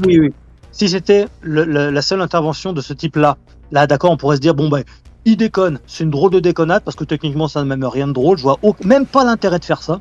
Ça n'a aucun intérêt en soi. Mais là, on a eu le Premier ministre canadien qui tient le même genre de discours et d'autres hommes politiques qui ont tenu le même discours dont je me souviens plus les noms parce que je connais un peu le domaine, mais c'est pas mon truc. Mon truc, moi, c'est le loup-garou. Mais voilà, non. Pour moi, au bout d'un moment, faut quand même être lucide et pas trop nombriliste. Il est évident que il y a d'autres civilisations. Tu sais, je regarde une série que je découvre en ce moment. Je veux dire que je me réveille aujourd'hui. Dragon Ball Z. Tu vois, c'est pour ça que tu vois avec le mug, tu vois. D'accord. Donc avec le petit Goku. Je regarde ça et je regardais au Club Dorothée quand j'étais gamin de temps en temps, mais j'avais jamais vraiment médité et vraiment pris le temps de regarder cette série-là. Alors du coup, je me suis acheté toute la série Dragon Ball Z. En BD. En BD. Hein. Ouais, il y a 250 épisodes. 259 épisodes, je crois. Et en fait, j'en suis encore qu'au début, mais je regarde et j'ai beaucoup analysé tout ça. Et tu vois, pour eux, dans ce monde-là, j'aime beaucoup parce qu'ils savent très bien automatiquement qu'il y a une vie dans l'au-delà. Pour eux, c'est pas une option, c'est pas un truc, mais tu crois que la vie après la mort, ils le savent, c'est instinctif, c'est naturel. Comme il existe des extraterrestres, avec les guerriers de l'espace qui viennent, tu sais, les Super Saiyans, tout ça, parce que c'est normal, tu vois. Et je crois que des fois, je suis très étonné il s'agit pas de sombrer dans la naïveté, dans la crédulité, de croire tout et n'importe quoi, attention, mais je crois qu'il y a juste des questions de bon sens, quoi, et de logique. Il est évident qu'il y ait des civilisations diverses et variées.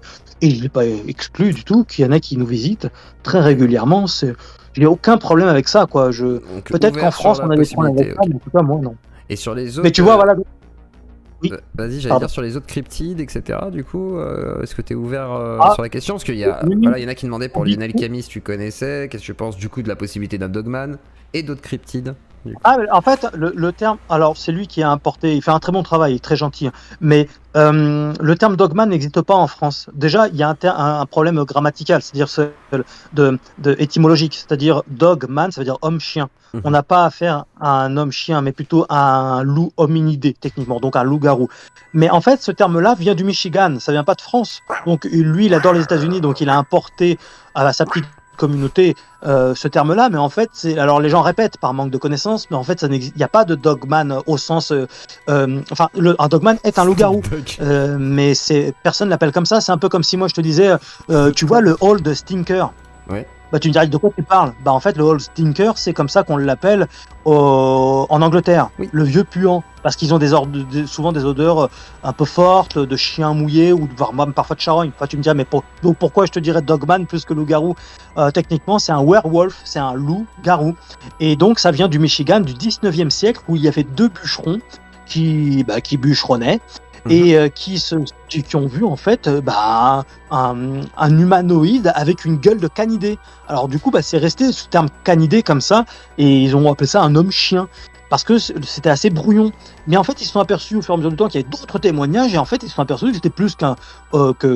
si on reste sur l'étymologie du mot, c'était plus qu'un Dogman, c'est resté, hein, mais c'était un werewolf, c'était bien une gueule de loup, c'était bien un loup en fait. Et pas un homme-chien du tout.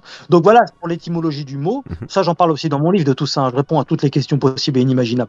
C'est un livre qui est petit, Oui, mais qui est petit, mais costaud. Il fait 135 pages, mais j'ai tout synthétisé. Je parle même de la bête du Gévaudan, enfin je parle de tout, quoi.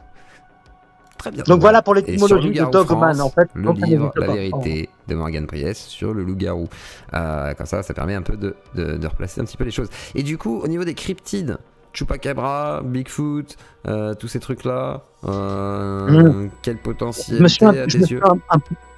Oui, encore une fois, j'ai pas de problème à croire en certaines espèces tout à fait qu'on ignore. Alors moi, encore une fois, mon domaine c'est le loup-garou, c'est pas le Bigfoot ni le Reich ou des choses comme ça. Mais je crois tout à fait, à titre personnel, je crois tout à fait qu'il existe des singes hominidés aussi, c'est-à-dire donc des Bigfoot énormes qui se rapprochent de l'homme, qui ne sont toujours pas des hommes, ça reste des animaux. Mais il y a trop de témoignages à travers le monde, je pense, pour rire et balayer ça d'un revers de main en disant c'est tous des pauvres cons, ou ils ont tous rêvé. Ça c'est toujours la solution de facilité, j'aime pas ça, quoi. Et c'est comme le Reich, j'ai entendu un témoignage il y a pas longtemps. Tu vois ce que c'est le Reich? Alors le Reich, ça me parle, c'est quoi? C'est pas une bête comme... Vas-y. R-A-K-E. Okay, c'est un animal qui... Enfin, un animal ou je sais pas, qui est coiffé un peu comme moi, c'est-à-dire qu'il a les cheveux chauves. Il est totalement imberbe. Oui, c'était une fameuse vidéo à l'époque. Il a des longs bras squelettiques. Il a vraiment une taille assez pareil d'homme, 1m80, 1m90, des trucs comme ça. Et il a été vu dans des cavités, dans des grottes, dans des forêts. Et j'ai vu un témoignage il y a pas longtemps là d'une fille qui a vu un Reich en pleine forêt, quoi. Elle a eu la peur de sa vie. Et en plus, son témoignage est carrément un visage découvert et apparaît très crédible. Alors, après, j'ai pas étudié à fond ce phénomène, donc je n'ai pas d'opinion tranchée, comme pour le loup-garou. Mais je crois que c'est tout à fait possible. Je crois que le début de la sagesse, c'est déjà de reconnaître qu'on ne sait pas grand-chose. Et c'est le tout début. Hein. Et puis qu'il faut être humble face à la nature, face à l'œuvre de Dieu. On ne connaît rien, quoi. Voilà, en vérité. Donc on peut dire quand même qu'il y a une démarche aussi, parce qu'il y a quand même un lien avec ta religion. À quel point, pour toi, il y aurait un lien, du coup, justement, entre ton parcours, cette quête du loup-garou, et cette conviction? Parce que du coup, il y a aussi cette conviction, parce que quand même, là, tu soulignes bien que c'est avec la conviction de Dieu, quoi, aussi, derrière. Là, le seul lien qu'il pourrait y avoir avec la religion, c'est que le loup-garou est une créature de Dieu, comme toutes les créatures sont de Dieu, en fait. Mais en soi, il n'y a pas de lien, à proprement parler, avec la religion, il n'y a pas de lien théologique, il n'y a rien du tout. C'est juste que j'ai toujours trouvé cette créature magnifique, imposante, et surtout quand j'avais appris, il y a de nombreuses années, que ça existait réellement, alors là, ça a pris toute une ampleur. Je me suis dit, waouh, comment ça se fait que les gens ne connaissent pas ça? Et j'en parlais donc énormément, et ça a animé mes soirées. Et ça continue d'ailleurs, parce que je trouve ça absolument passionnant, mais je ne cherche pas à apporter des preuves, je cherche à partager ça avec ceux qui le veulent bien. Mais je vais pas partir dans un discours. L'autre jour, par exemple, il y a un gendarme qui m'a croisé, qui m'a reconnu. On parle de choses et d'autres. Et moi, je suis entré tout doucement sur le chemin du loup-garou, à tâtons comme ça. Et puis, au bout d'un moment, je vais parler carrément de loup-garou pour voir jusqu'où il pouvait aller en termes d'ouverture d'esprit. Hein. Puis, il m'avait dit que non, il n'était pas au courant, il savait pas, ni rien du tout, tu vois. Mais j'en parle assez facilement. Mais après, je vais pas non plus aller à la confrontation et me prendre la tête avec quelqu'un qui n'y croit pas du tout. Qui dit n'importe quoi. Non. C'est pour ça que la science, je m'en fous un peu. Je sais très bien ce que moi j'ai vu, ce à quoi j'ai affaire, mais ce que les autres aussi ont eu à faire. et ça me va très bien. Voilà. D'accord. Ok, donc une intime conviction et pas une volonté d'aller chercher plus. Et au niveau des vidéos, question bête, est-ce que tu as des vidéos que tu peux recommander pour voir des sortes de des trucs un peu comme tu disais, le loup-garou qui creuse un trou, etc. Tout est sur Loup-garou France. Je répète, sur j'ai le site loup-garou-france.fr. Il y a aussi une rubrique articles, rubrique info pour ceux qui veulent se tenir informés. On peut s'abonner à la newsletter, comme ça on reçoit directement les informations dans la boîte mail, parce que sinon les gens vont pas forcément voir sur Loup-garou France d'eux-mêmes. Et donc comme ça ils sont avertis. Et je partage tout ça dessus, sur loup-garou-france.fr. Puis on a aussi la chaîne YouTube. Et là, la vidéo, en l'occurrence du loup-garou qui creuse dans le cimetière, elle est sur Loup-garou France aussi. Tout est dessus. Et encore une fois, même quelqu'un qui pense que je raconte n'importe quoi, qui prenne juste un tout petit peu le temps, par un semblant d'humilité, d'aller voir, d'écouter au moins une dizaine de témoignages. Et quand tu ressors d'une dizaine de témoignages, tu dis, mais quand même, ces gens-là, c'est quand même pas tous des barjots, quoi. C'est quand même bizarre, quoi. Tu vois, c'est juste de la cohérence, en fait. C'est pas de la superstition ou une question c'est pas spirituel non plus, ça n'a rien à voir, quoi. Ça devient juste de la logique. D'accord, ok. Après, je suis d'accord avec toi, mais il y aura toujours des gens qui vont me dire, et même moi le premier, que effectivement on pourrait quand même contredire ça, mais j'entends la conviction. Alors du coup, on va passer sur la partie avec les auditeurs. Il y a beaucoup de gens de mon Discord, de la commu qui sont là. Il n'y a pas trop de gens que je connais pas, donc ça va. Du coup, on va poser des petites questions. Salut à ma communauté, d'ailleurs. Et saluer ma communauté. Et mettez des cœurs là, la commune Morgane. Voilà, vous mettez des petits cœurs, ceux qui sont deux là-bas, les infréquentables, et les autres, vous mettez des cœurs aussi. Voilà, faites pas chier. Moi aussi, je veux mes petits cœurs. Voilà, vous pouvez faire des dons, soutenir la chaîne, etc., etc. Et on va commencer à parler. Alors, il y a Cancelled Kéture qui avait un témoignage. Alors lui, c'est un peu différent, je crois. Mais voilà, Cancelled, t'es là ou pas? C'est ton moment, sinon ça va être mort. C'est le moment de parler sérieusement de ton sujet, sinon c'est jamais. Oui, je t'entends. Voilà, je suis là. Donc, alors, écoute, moi je partirais moins sur une approche folklorique. Enfin, parce que Loup-garou, il a une approche très empirique et folklorique du sujet. Et moi, franchement, je suis plus sur une approche pathologique. Voilà. Donc on a les lycanthropes et on a les loups-garous. Moi, je me considère comme un lycanthrope. C'est-à-dire, alors, comment ça a commencé? Si vous voulez faire du voyeurisme, je vais vous expliquer. J'étais gamin et on m'a dit, enfin c'est tout con, vous allez peut-être rire, mais ça ne devrait pas sourire parce que c'est une maladie. Donc j'étais déguisé en indien. Ça a commencé comme ça. J'étais déguisé en indien à l'école et j'étais pris par deux gamins déguisés en cow-boy. Et moi je me voyais en chef Stu, tu vois, plus qu'en Geronimo, plus qu'en petit indien, plus qu'en colonie, qu'en colon, quoi. Bref. Ça a commencé comme ça. D'accord.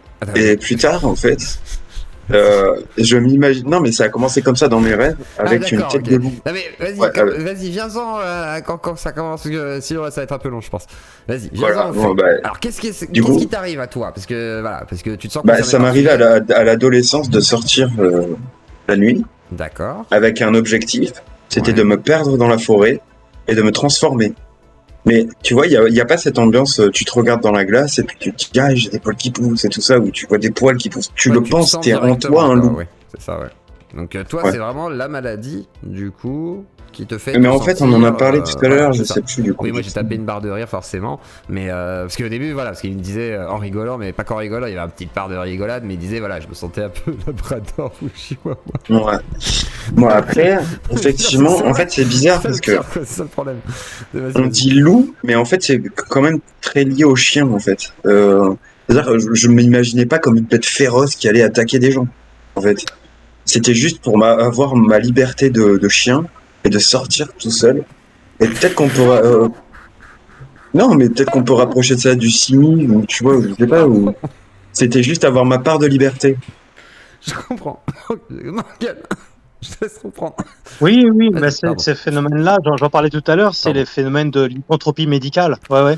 C'est des gens qui pensent effectivement qui ont. Pardon. C'est reconnu en science, hein, c'est pas. Oui. Là, Non mais c'est vrai, hein, les c'est gars, encore dans le autre chose. chat, Pas de juste pour problème. parce qu'il y en a qui vont, dans le chat, c'est pas une blague par contre. Il nous en a parlé tout à l'heure. Il y a vraiment, tout à l'heure, il trollait un petit peu quand il nous le racontait, mais c'est vraiment, il a ressenti l'impression d'être un chien, quoi, qu'il le veuille ou non. Ah ouais, ouais. Après, voilà, il exagère sur certains trucs et tout quand on en parlait en off. C'est pour ça que je rigole. C'est tout à l'heure, il nous disait j'étais un chihuahua garou et tout.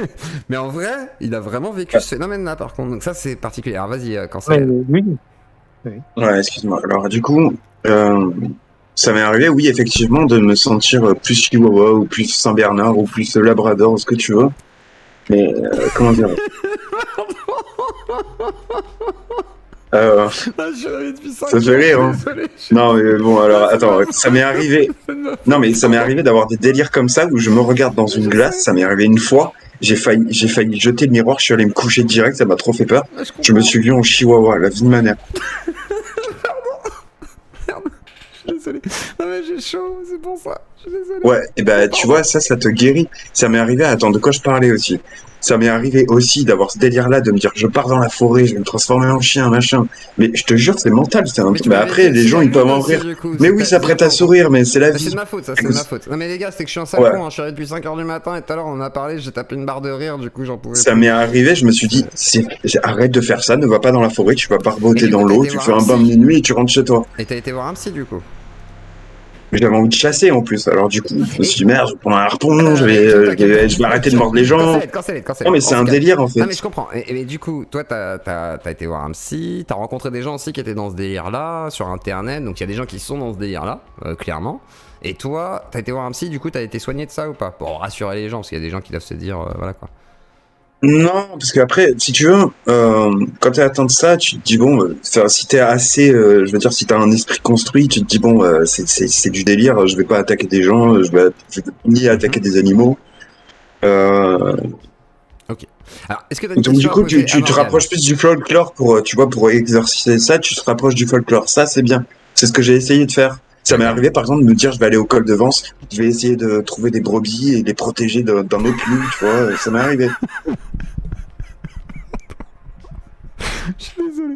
Bon, est-ce que t'as une question pour Morgane du coup? Est-ce que je sais plus quoi faire? Non, je t'avoue là, pardon, je suis fatigué. Cancel. Est-ce que t'as une question du coup par rapport à tout ce sujet? Parce que bah, voilà, tu te sens concerné par tout ça, mais est-ce que du coup est-ce que toi par exemple tu prends au sérieux le témoignage l'avis de Morgane par rapport à ce Non, sujet? j'ai pas ou de tu questions. considères, J'ai trouvé très pertinente son intervention. Je suis très heureux d'en avoir appris plus et peut-être que j'irai voir son forum d'ailleurs. Tiens. Parfait. Ok. Et d'ailleurs, ouais, j'ai vite fait Je vais parcouru pouvoir trouver le- Cancel sur Morgane, il va faire un le- témoignage. l'étymologie de loup-garou. C'est assez marrant parce que dans garou, en fait, il y a un pléonasme. Cancel. On peut pas. Oui. On va pas faire 1 heure avec toi. Il y a d'autres gens qui. Mais vont l'homme poser est des un loup questions. pour l'homme, Hobbes. Et ben Voilà. d'ailleurs, c'est très marrant parce que ça Ta gueule. Et du coup, bisous Cancel. Je t'ai muté. Bon, c'était un peu long. Voilà. Je suis désolé, mais à la base, voilà, il disait que voilà, lui, il se considérait comme un loup-garou et que toi, tu parlais de loup-garou, mais qui était pas forcément comme lui, parce que lui, il le vit de manière médicale et que c'était peut-être plus intéressant d'en parler. Mais c'est vrai que c'est un sujet que tu pourrais évoquer. Du coup, c'est Ah pas ben, bête. j'en ai déjà parlé. T'en as déjà interviewé? C'est l'une des Non, mais c'est parce que ça m'intéresse pas, mais c'est ce que j'évoquais tout à l'heure en parlant de lycanthropie. Il existait 2 types de lycanthropie, à savoir celle qui est fictive, de l'homme qui se transforme en loup, et puis celle médicale dont tu viens d'avoir affaire. Et voilà, donc après là c'est du domaine médical, donc c'est pas du tout mon domaine, quoi. Tu ne te mettras pas dans ces affaires-là. Ok, eh bien, on va demander. Bah tiens, je crois qu'il y a Walter Scott parce que ça fait une semaine, il me dit le Dogman. Je parlais du Dogman, Walter Scott. Bonsoir. Ah, il vient du Michigan. Peut-être. Walter, es-tu là? Es-tu parmi nous? Miaou. Walter. Ah peut-être qui? Non. Ok. Proselix. Sinon, ce sera l'Anarchix, peut-être. Non, je suis venu comme ça, mais Ah je suis d'accord. connecté par là. Je sais pas, t'attendais que ça comme ça. Est-ce que t'es content au moins de ce que t'as entendu? Il s'en bat les couilles, Walter. Il écoute et il dit rien. Bah merci, ouais, les ouais. viewers. L'Anarchix. Mais on n'a pas trop eu la différence entre le loup-garou et le dogman. Mais y'en a pas. Ça existe pas le Dogman, c'est un mauvais terme en fait. C'est ça en fait, c'est. Me semble-t-il. En fait, un dogman est un loup-garou, mais c'est juste étymologiquement, on a une erreur, puisque en fait, c'est pas un homme-chien, puisque c'est bien un loup, et une tête de loup, pas une tête de berger allemand ou de je ne sais quel autre chien. Et c'est juste comme ça qu'ils l'ont appelé au 19e siècle, jusqu'à s'apercevoir qu'en fait, c'était plus un werewolf. Mais bon, voilà, c'est resté folkloriquement, c'est resté dogman dans le Michigan. Mais comme je le disais, dans la francophonie, puis ici, puis même en Europe, tout ça, personne ne l'appelle comme ça. Ça reste un loup-garou. Enfin, après, il porte une multitude de noms selon les cultures, selon les régions, tout ça. Alors là, on n'en finit plus. Mais on parle toujours de la même bête au final, quoi qu'il en soit. Ok. FC Chouchou, tu peux me dire? Oui, bien sûr. Ah, si, il faut être gentil quand même. Ouais, je sais que tu vas être gentil, Chouchou. Une question que j'avais Walter. posée sur le chat. Vas-y. Alors, on t'entend très bas, Walter, si tu peux parler un Ouais, peu j'avais fort. une question que j'avais posée sur le chat, mais bon, tu l'as pas relayé, ce club. Vas-y, pardon. C'est quel est le régime alimentaire Ah du- oui. Bonne question.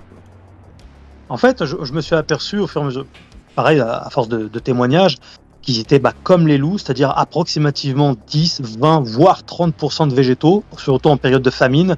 Il y a des loups-garous qui peuvent apparaître extrêmement massifs, parfois même limite bodybuildés, et d'autres extrêmement maigres, fins, amaigris, en mal en point, avec des poils qui leur manquent à gauche, à droite, enfin vraiment qui ont l'air d'un camion qui leur est passé sur la tronche quasiment, tu vois ce que je veux dire. Donc, dans ces périodes-là, ils peuvent se mettre à manger plus de végétaux pour survivre. Sinon, ça reste un carnivore. Comme je disais tout à l'heure, j'en ai énuméré quelques-uns. Je parlais de bouffer des poules, des chèvres, ils peuvent bouffer des moutons. Comme les loups, ils ont tendance à aller vers les proies les plus faciles, les plus petites. Ils vont toujours à la facilité. C'est pour ça qu'ils s'attaquent rarement à l'homme. Il y a des témoignages, mais c'est rare. Comme un loup, en fait. Les loups ne France, s'attaquent quasiment jamais aux hommes. En France, il y a des attaques sur des hommes? Ou pas? J'ai eu un Prédateur témoignage. ou pas Vas-y, Morgane. Vas-y. Oui, j'ai eu un témoignage. Alors là, c'est pas un témoignage oculaire, mais c'est disons que cette femme parlait de sa grand-mère et elle expliquait sa grand-mère expliquait ça mais très très très sérieusement. Donc c'était vraiment au début ça doit dater d'au moins un siècle. Qu'en fait, elle était que sa famille s'était fait attaquer par un loup-garou et qui souhaitait entrer dans une grange. Enfin voilà, pour les bouffer, peut-être qu'il y avait de la bouffe à l'intérieur, quoi. Mais enfin, il y avait quand même une agressivité. Il y a une attaque aussi d'une femme dans le nord de la France, je crois que c'était du côté de Toutainville, qui a vu un loup-garou qui cherchait à défoncer la fenêtre de chez elle. Et il y avait son chien qui aboyait juste derrière. Enfin des trucs comme ça, quoi. J'ai aussi eu 2 loups-garous qui couraient après une voiture qui roulait approximativement à 70 km/h. Des trucs de ce genre là. Donc ils peuvent faire preuve d'agressivité et ça reste, c'est pas un faut faire gaffe quand même, quoi. Mais c'est pour ça que personnellement je prends un katana, que c'est pas un vrai katana de coupe, mais c'est un katana bien affûté qui pourrait faire des dégâts. Mais c'est plus pour me rassurer, parce que le but c'est pas de déglinguer un loup-garou du tout, Oui, c'est ce juste sera en Sharpie, essayer d'avoir des vidéos. Oui. Bah oui, c'est pas, je veux pas les tuer, quoi. S'il Quand on dit existe- chasseur de loup-garou, c'est Ouais.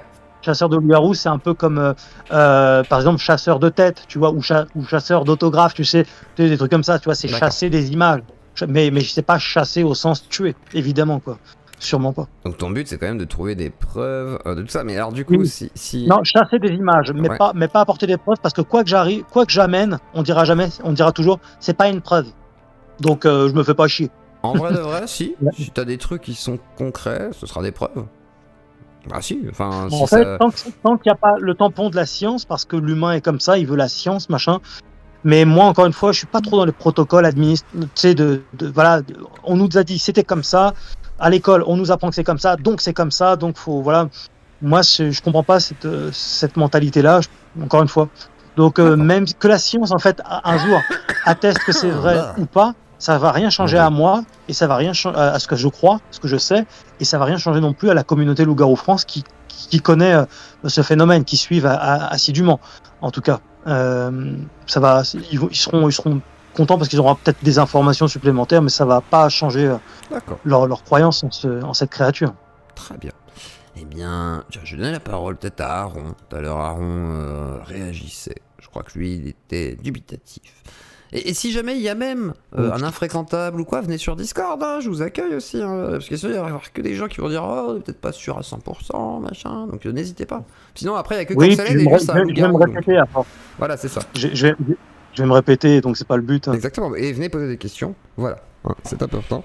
Rayé et Bled. En fait, généralement, ma communauté ne vont pas sur Discord. Enfin, il y en a peut-être, mais généralement, moi, je leur donne rendez-vous sur YouTube directement, des trucs comme ça, tu vois. D'accord, oui, bah après le Discord, ça permet vraiment de solidifier les communautés, en fait, c'est vraiment bien. Ouais. Pour ça, c'est D'accord. c'est le top, hein, c'est le top, n'est-ce pas? D'ailleurs, Aaron fait partie de la communauté d'Azio Claudie, et il développe un jeu vidéo actuellement, et bonsoir Aaron, notre Bonsoir tout le israélite d'amour. Bonsoir tout le monde. Bonsoir. Alors, bonsoir Morgane. Alors, moi, je vais pas te mentir, je suis un petit peu loup-garou sceptique, comme je sais pas si on peut dire ça comme ça. Garou sceptique. Pendant C'est que tu mignon. parlais de ton site, etc., je vais pas te mentir, je suis parti voir un petit peu sur ton site. Et du coup, j'ai envie de te demander, en dehors de la foi en elle-même, qu'est-ce qui peut démontrer que tes témoignages, en fait, c'est pas des potes à toi à qui t'as donné 20, 50 balles pour faire des vidéos, etc. Au final, ton site, ça ressemble quand même à un gros magasin où tu vends des mugs, des coussins, tu fais un appel aux dons pour faire une vidéo, tu demandes 1500 €, tu vends des sacs à dos, tu vends ton livre, tu vends plein de choses. Alors, Et, attends, il y a trop de questions. Il y a trop de en fait, questions. voilà, une à la fois. voilà, en fait, ma question, c'est est-ce que pour moi, t'es pas un putain de bon businessman qui a trouvé un bon filon et que tu l'exploites bien, et là-dessus, je trouverais ça génial.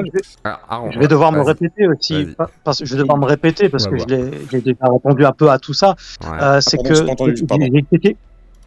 j'expliquais que c'était un travail extrêmement chronophage, c'est-à-dire qu'en fait, pour tourner une vidéo, c'est pas juste bon alors t'as vu un loup-garou, alors raconte machin truc, hop c'est en ligne, terminé, moi je passe à ma vie, enfin, ça serait trop beau. Donc si c'est du temps, bah c'est automatiquement derrière de l'argent. Quand tu parles de 1500 €, j'explique exactement ce que je vais faire, le temps de préparation, le temps de Bien sûr, le voyage, le tournage, le montage, tout ça c'est approximativement, je dis bien approximativement 3 semaines, et que ça me revient donc à un reportage qui me reviendrait à peu près à 1500 €. C'est pas genre donnez-moi 1500 €, je vais tourner une Bien vidéo. sûr, bien sûr, ouais. C'est pas aussi simple que ça. Hein. Ensuite, il y a effectivement ce qu'on appelle des goodies, assez vulgairement. C'est en Envoyez-moi fait 1500 €, là. J'ai des pas fait assez de des thunes. t-shirts, des mugs, des casquettes, des trucs comme ça, Loup-garou France, parce que ça me Mm. permet de faire d'obtenir un petit gain financier, enfin minime, mais aussi Ce qui est de faire de la légitime. publicité pour cette activité-là, faire connaître ce phénomène et aussi, surtout, apporter peut-être de nouveaux témoignages, parce que quand les gens s'aperçoivent qu'il y a des témoins, ça les invite en fait, les langues se délient au fur et à mesure du temps. C'est ce que j'expliquais tout à l'heure. C'est que, en fait, c'est pas qu'il y a plus de témoignages aujourd'hui. C'est juste qu'aujourd'hui, il y a quelqu'un qui sait les écouter, qui les comprend et qui leur apporte des réponses aussi.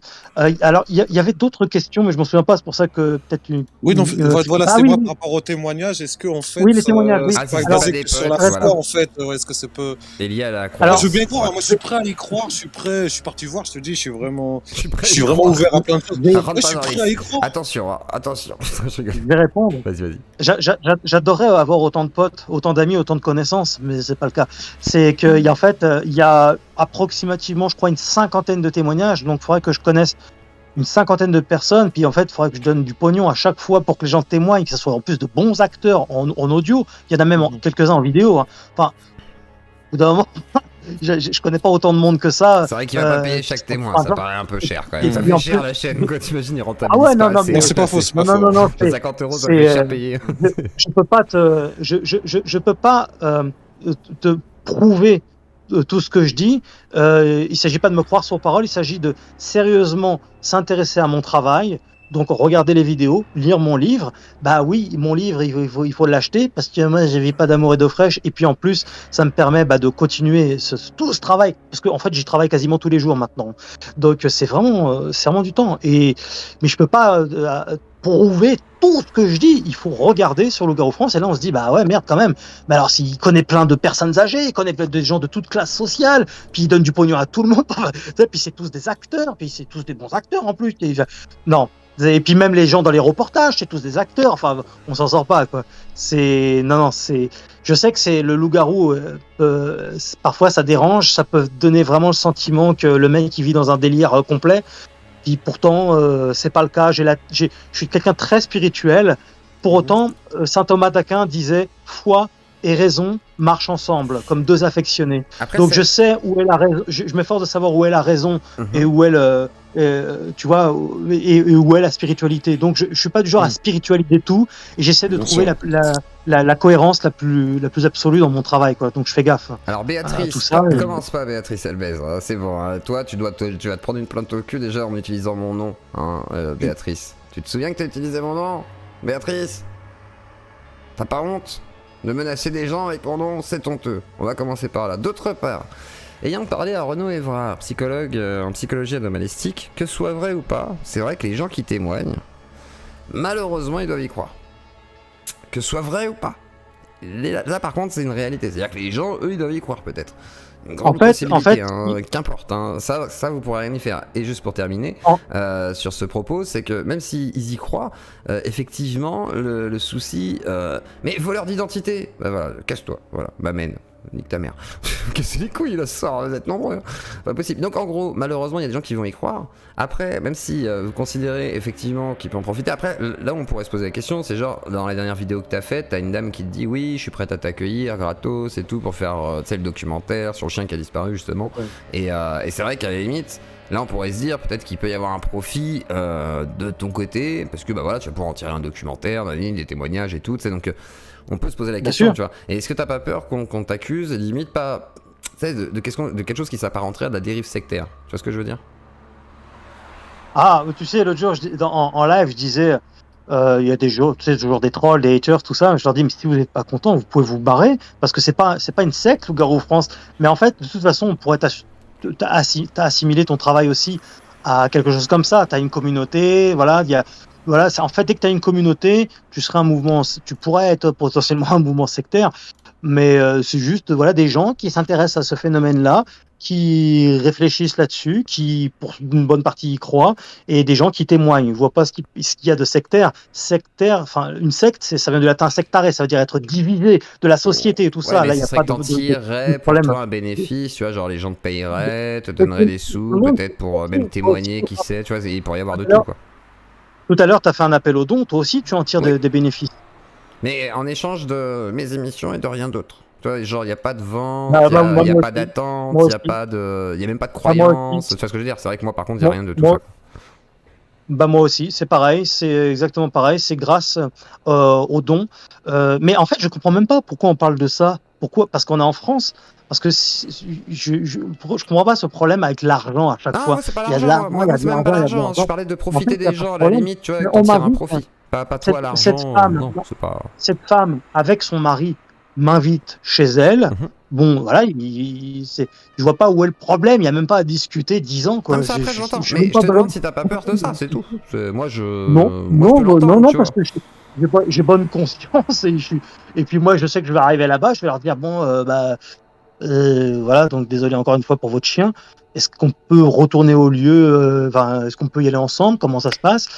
Vous pouvez m'amener. Moi, je trouve ça honnête. Mais je vais le faire parce que là, c'est financièrement plus abordable pour moi. Donc, oui, je vais le faire. Si on m'invite, on me paye le voyage, tout ça. Alors après, il y a toujours des gens qui. Après, je peux pas aller partout, donc ça c'est une chose. Donc il suffit pas de me dire, viens, je t'invite. Machin, il faut que à un moment donné, j'ai aussi ma vie privée, tout ça.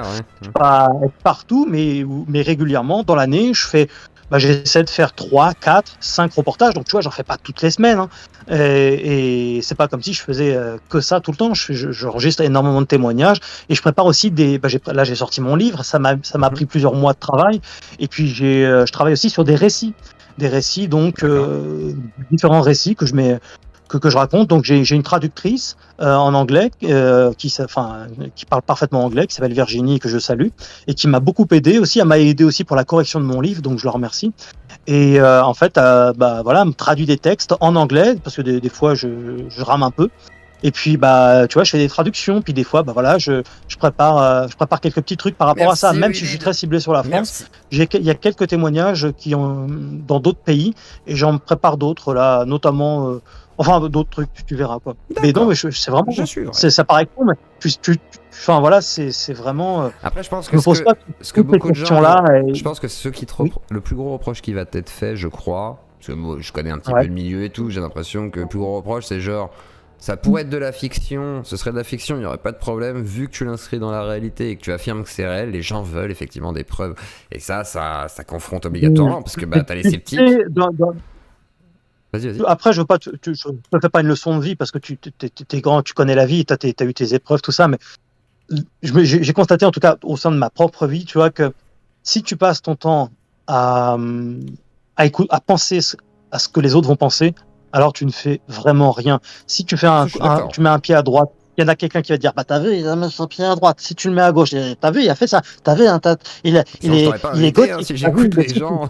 Ouais, non mais genre, voilà, c'est pour ça que je te cible pas toi, mais c'est tu connais ça. Et si tu passes ton temps à écouter tous les gens, mais putain, tu ne fais rien. Donc moi, je m'écoute déjà moi-même, c'est déjà pas mal.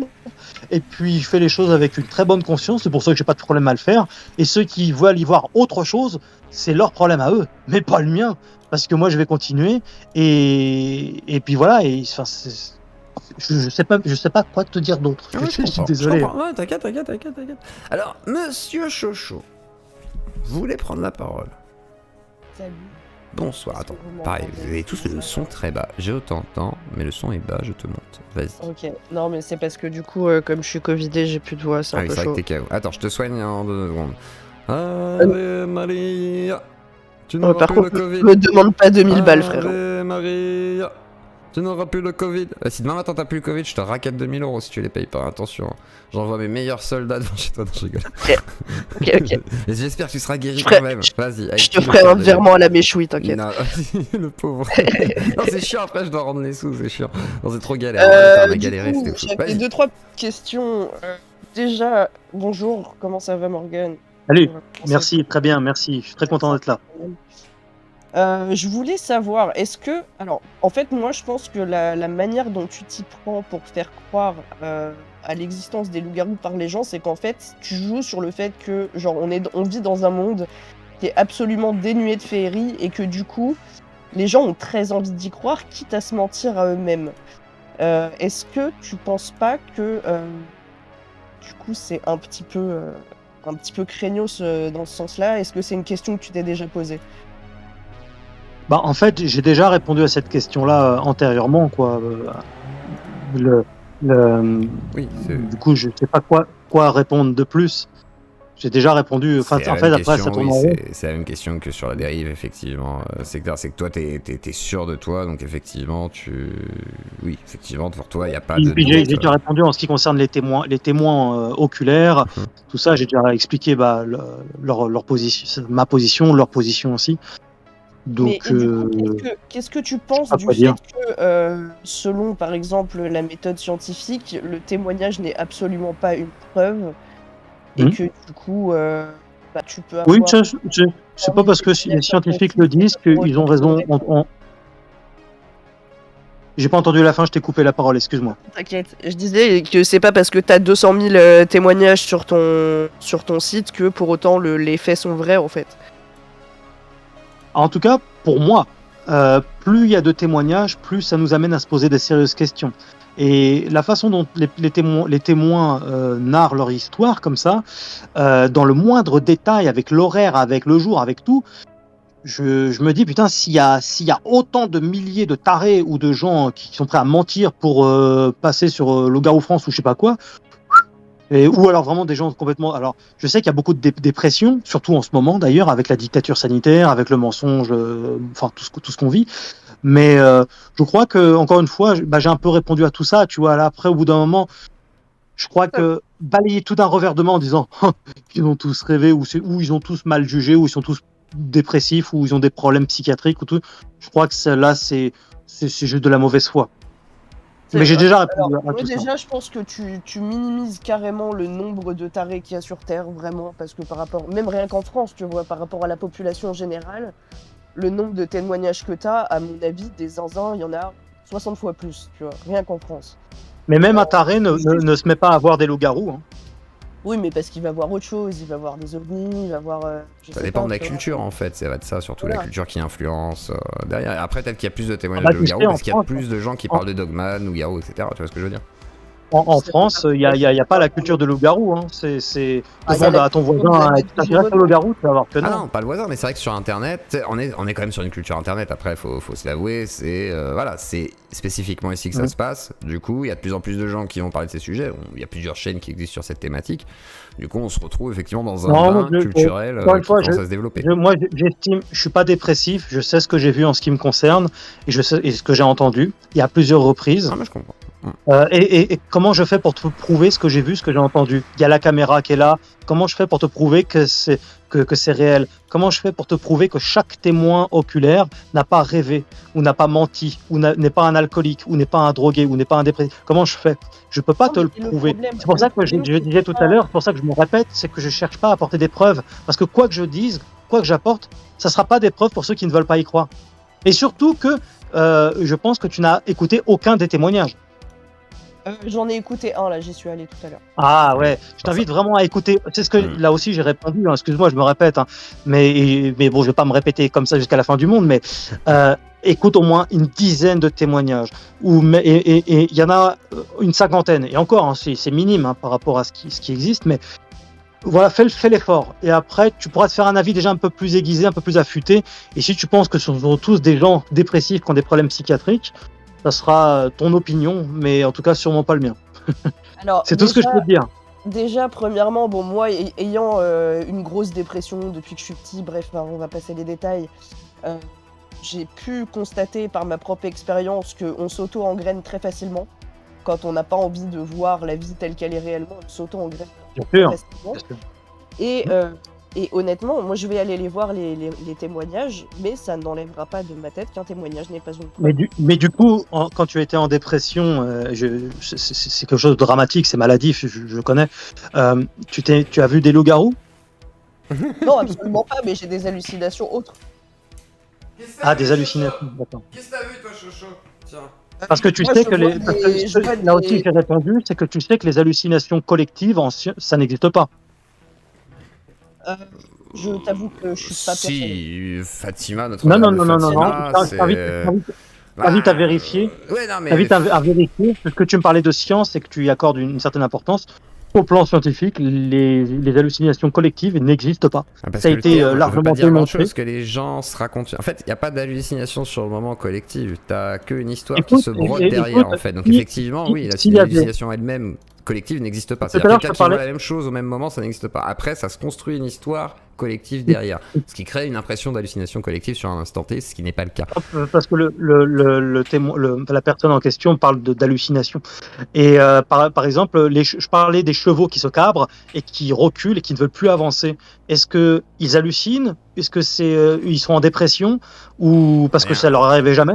Oh, mais Alors, si. parce qu'ils étaient les chevaux, c'est un cas très particulier. Les chevaux, leur seule tactique de survie, c'est la fuite. Et du coup, dès qu'ils ont Bah oui. l'impression qu'ils sont un tout petit peu en danger, ils vont se cabrer, ils vont reculer. S'il y a un Alors, chien, ils vont faire ça. Hein. S'il y a un chien qui aboie, ils vont se cabrer. De base. Ah bah oui, sauf qu'il n'y avait pas de chien, c'était en pleine exemple. nature et il y avait personne. Et en plus, ils ne faisaient jamais ça. Il va y avoir Et, et un d'ailleurs, mulot, le témoin l'explique dans son témoignage. un mulot, Donc, attends. Donc voilà. Chocho, Après, Chocho, on peut Chocho, trouver- Chocho. Attends, vas-y, Morgane. Mais après, on peut trouver encore une fois tout un tas d'excuses. Tant qu'on n'a pas écouté les témoins, on peut poser toutes les questions possibles et inimaginables. La base, c'est déjà d'écouter les sujets, les personnes qui racontent quelque chose. Et c'est pour ça que j'insiste un petit peu. Hein. Il faut vraiment y aller, parce que des chevaux font pas semblant et ça leur arrivait jamais. Un chien ne fait pas semblant de mourir dans la gueule d'un loup-garou. Ou alors cette bonne femme-là raconte une connerie, puis quel Morgane, est son intérêt? Elle t'es- raconter ça, puis elle a rêvé. J'ai une question Oui. à te poser. Par exemple, tu vois, tu as une méthodologie pour faire tes interviews, c'est-à-dire une sorte de méthodologie un peu comme les Après. gendarmes. Tu répètes les questions de manière différente pour Oui. voir si la personne, effectivement, répète ce qu'elle dit et tout. Moi, ce que j'ai Oui, remarqué... mais attends, Vas-y. juste une chose, c'est que la méthodologie n'est pas uniquement pendant l'interview. Hein. Elle est Ouais. en dehors aussi. Bien sûr, hein, mais ça, j'en Ouais. doute pas. Mais alors, ce que je veux dire par là, c'est que moi, j'ai écouté les interviews et souvent, tu sais, par exemple, même sur les attentats, les agressions et tout, quand tu demandes à quelqu'un de témoigner et que tu lui demandes, par exemple, ce qu'il a vu, c'est à côté de la plaque. C'est toujours à côté de la plaque, à 80% du temps, ou 90% du temps, même sur un attentat et tous les trucs ultra forts, ultra traumatisants, tu sais, le truc où tu te dis, ça, tu vas t'en souvenir, tu vois, genre, tu te dis, ah bah, voilà, y a un mec qui t'a buté un mec devant toi, t'es censé te souvenir. Bah non, même pas, là, tu vas être complètement largué, parce que En tout tellement cas, l'émotion est en tout forte, cas, voilà. Donc forcément, tu vois, c'est- déjà ça, comment toi t'arrives à être sûr que justement les gens d'eux-mêmes, de bonne foi, et c'est pas pour rien que je dis de bonne foi, parce moi je qu'il y a, pense il y a pas qu'ils trop soient de fous. détails. Parce que Mais il y a- justement, il y a- c'est ça, c'est- c'est le surplus de détails. Mais justement, vu que les gens en principe se trompent sur ce genre de choses, si les détails sont donnés trop précis, tu devrais te poser la question, te dire, mais attends, c'est trop précis. Non, justement. parce que je suis pas d'accord avec toi. Quand il y a des attentats, un truc comme ça, tous ne racontent pas de conneries. Faut pas exagérer. Non, Il y en a qui décrire peuvent. quelqu'un, etc., avoir- c'est compliqué, quoi. C'est toujours très compliqué. Oui, mais je pense que tu exagères un petit peu. Je pense que oui, il y a des gens qui effectivement ont focalisé. Tu vois, par exemple, il y a 4 évangiles dans le Nouveau Testament. Mhm. Bon, bah, il y a chaque témoin, enfin, il y a 2 témoins oculaires et deux apôtres qui ne sont pas oculaires, mais qui ont fait un travail journalistique, quoi qu'il en soit. Eh bien, ils ont tous leur vision à eux de la chose. Et en fait, le récit est exactement le même, mais avec des détails différents et en moins. C'est juste ça. Et c'est vrai que sur un attentat, par exemple, effectivement, tu vas avoir des détails en plus ou en moins selon ton interlocuteur. Mais de là à dire qu'il y en a qui inventent des trucs ou machin truc, peut-être pas exagérer non plus. Ça peut arriver, mais n'exagérons rien. Mais donc voilà, Très bien. ces gens-là, moi, c'est pas moi qui vais les chercher. Hein, c'est ces gens qui, en plus, c'est les gens qui viennent et qui entrent dans les détails. Tu sais, si les gens, j'en ai autant aussi qui ne souhaitent pas témoigner, c'est justement parce qu'ils ont peur de réactions, un De ce peu genre-là. comme il y a ici. Non, mais je Il y a comprends. ici, mais il y aura, mais Partout, encore, oui. il y a pire, quoi. Bien sûr, mais Ouais, moi, justement, ça va. il y a The Raf qui dit en tout cas bravo aux yeux pour ta patience et bienveillance, c'est pareil pour l'invité et les intervenants. Donc voilà, comme quoi. Moi je trouve ça intéressant comme Ouais. exercice malgré tout, ça permet. Voilà, Ah de parler oui, parce que- je l'ai déjà eu. Bah, c'est bien, non mais c'est bien aussi que tu t'y confrontes parce que quelque part je pense qu'il y en a plein qui se disent oui bah il vient pas et tout parce que Ouais. par exemple là il y en a plein qui Je le critiquent fais sur le déjà en chat live. par exemple voilà ils peuvent venir discuter et tout donc c'est quand même pas mal de se confronter. Moi je trouve ça pas mal dans l'idée, une bonne Oui, chose. je le fais en live. Je fais des lives de temps en temps et je réponds à toutes les questions comme ça. D'accord, très bien. Et puis justement, d'ailleurs, je le faisais tellement que cet exercice-là, qu'en fait, c'est pour ça que j'ai écrit. On va Loup-garou, dire que je fais du business. la vérité, Ouais. le livre de Mais Morgane. c'est vrai parce que au bout d'un moment, quand t'as beaucoup de choses à dire et que tu vois que tu te répètes constamment, bah au bout d'un moment, j'estime que le livre, ça sert aussi à ça. Il y a la vidéo, certes, mais il y a aussi le livre. Et là, c'est pour ça qu'il y a toutes les réponses dedans, quoi. Et vraiment, Comme ça, s'il y en a qui t'emmerdent et qui veulent te débunker, ils ont juste acheté ton livre et ça te fait gagner ta vie en plus. C'est vrai en plus, hein, je En déconne plus, pas. mais ils le feront jamais. Puis généralement, les commentaires, les faux commentaires, oui, c'est un livre, ceci, c'est un ceci, c'est un cela. Généralement, il suffit de lire le commentaire pour t'apercevoir qu'en fait, ils n'ont pas lu du tout le livre. C'est juste du haters, encore une fois, quoi. Bah, tu sais tu sais ce que c'est, je t'apprends rien, ils sont prêts à aller très loin. Alors bon, on m'a fait sauter ma chaîne, mais c'est même pas des haters, c'est juste des gens comme ça. Vous êtes méchants les YouTube Slayers. Mais bon, c'est ainsi. Le blob, je crois qu'il voulait poser une question. Et après, je pense que on libérera Morgane. On aurait quand même de bonnes heures. Ouais. Hein, c'est quand même très Ah oui. intéressant. Donc voilà. Ouais. Et désolé, il Après, n'y je a pas vais aller beaucoup de manger. gens convaincus par contre. Alors s'il y en a un qui vient des Infréquentables, qui veut apporter aussi du soutien à Morgane, parce que là, il y a un côté un peu genre on dirait qu'on lui tombe dessus et tout. Ah, il y a ces saletés de haters. Bah oui, c'est comme ça. Non, mais Alors vraiment, s'il y en a voilà, qui veulent apporter un petit témoignage et tout, qui viennent. Et vous venez dans le Discord, vous allez dans le salon bienvenue, vous cliquez dessus, sinon je vais regarder quand même pour bien valider vos rôles. Vas-y Blob, tu voulais poser des questions je crois. Tout d'abord, bonjour. Bonjour. C'est la première fois que je viens poser une question dans ta chaîne. Ouais. C'est un Salut. plaisir. Bah vas-y, je te laisse poser des questions, j'ai profites-en. Question. J'aimerais m'intéresser à la méthode. Admettons, je suis quelqu'un. Oui. Je suis un novice. Attends, Tu es une personne qui est-ce que je bug? Dites-moi si ouais, je bug. tu bugs un peu. Tu es mais une personne. vas-y. C'est normal, je bug tout le temps. C'est- Euh, Vas-y, on est une personne, vas-y, on est une Comment je- personne, dis-nous. Comment fait-on pour réussir à trouver des loups-garous? Parce que tu en as vu. Ah, très Tu bonne dis que tu en question. as vu.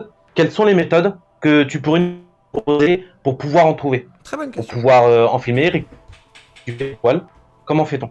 Alors, comment on fait pour trouver un loup-garou, Morgane quelle est la Ah, meilleure méthode j'entends- pour en trouver un? Ah oui, ça merdouille. J'ai pas tout entendu. C'est la méthode pour trouver des C'est ça. loups-garous, c'est ça? C'est ça. C'est exactement ça. Comment on fait si on veut, de manière empirique, trouver un loup-garou demain, là, on est motivé. Comment on fait? Quels sont les meilleurs conseils? Tu t'armes déjà, premièrement, ça va être la passion parce que la passion va déterminer le reste, donc qui va te permettre d'y passer du temps.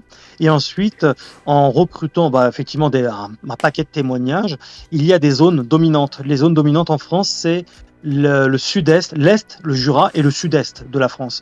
Il y en a partout en France, mais principalement dans l'est et le sud-est.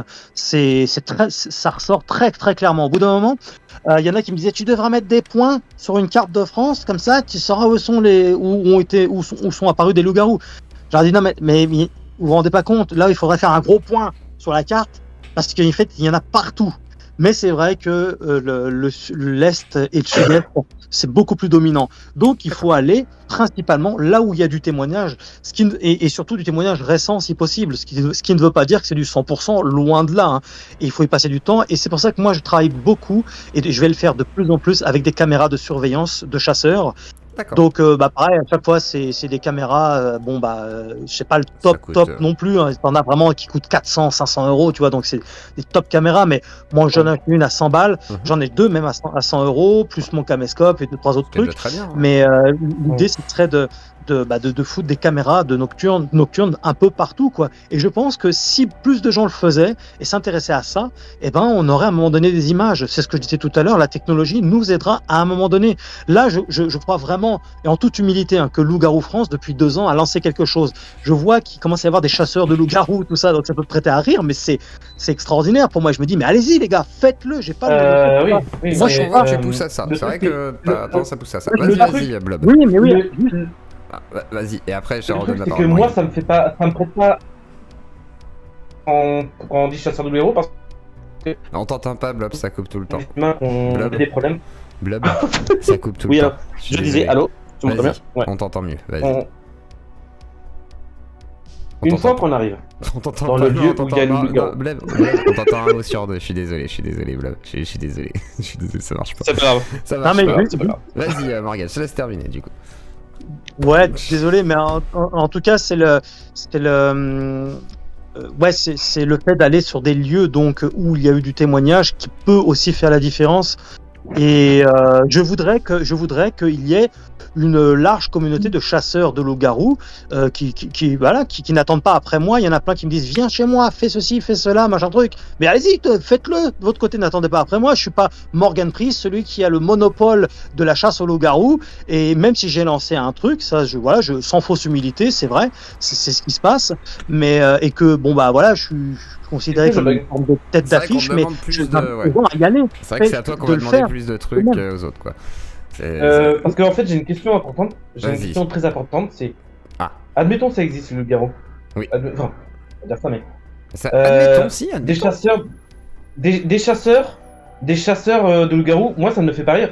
Moi, ça m'inquiète. Parce que si ça se trouve, les loups-garous, ce sont des personnes qui ont besoin d'aide. Mais non, c'est pas des humains, c'est des personnes qui ont besoin d'aide. Non, mais c'est des loups, ils vont pas tuer les loups. Ils veulent. Non, quand ils parlent de chasseurs, ils parlent pas de ça. Ils te disent des gens qui chassent en mode journaliste, tu vois. Genre, voilà, on prend des photos du truc.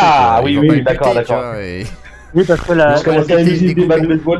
Vas-y, Morgane, je te laisse répondre. Du coup. Oui, j'en parle aussi dans mon livre. C'est pas pour faire de la pub, mais parce qu'en fait, j'ai vraiment tout écrit. La définition du mot chasseur. Et il y a chasseur d'autographes, chasseur de tête, chasseur de tout un tas de trucs. Et en fait, donc oui, il y a aussi la chasse, effectivement, avec un fusil pour tuer des animaux. Mais là, c'est pas du tout le but. On chasse des images, mais pas des preuves. Hein. Encore une fois, ça sera jamais une preuve pour tout le monde. Je le sais très bien. Voilà. Donc, mais en tout cas, pour ceux qui s'y intéressent, ils vont voir que oui, c'est bien réel. Si on en trouve un mort. Écoute, un cadavre. Il y a eu un témoignage comme ça. Vas-y, Morgane. Et du coup. Attends, ta gueule, Blob. Ah oui, excuse-moi. 2 secondes. D'accord. Morgane, il y a eu un témoignage sur un loup-garou. Oui, j'ai eu un témoignage, mais alors ça date d'une 30aine d'années à l'époque. En plus, le mec il s'intéressait pas du tout à ça déjà, mais puis en plus, c'est une époque où il n'y avait pas les téléphones, il n'y avait pas tout ça. Et il a découvert une tête qui faisait pratiquement 70 cm de loup, en fait, mais énorme. Hein, donc, t'imagines, je te laisse imaginer ce que ça représente, à peu près 70 cm. Donc, elle a été découpée au niveau de la gorge, quoi, derrière la tête, hein, derrière les oreilles. Et quand il était avec son pote, ils ont vu ça et ils ont regardé comme ça. C'était très récent, c'était vraiment ça devait faire 1 ou 2 jours que c'était là.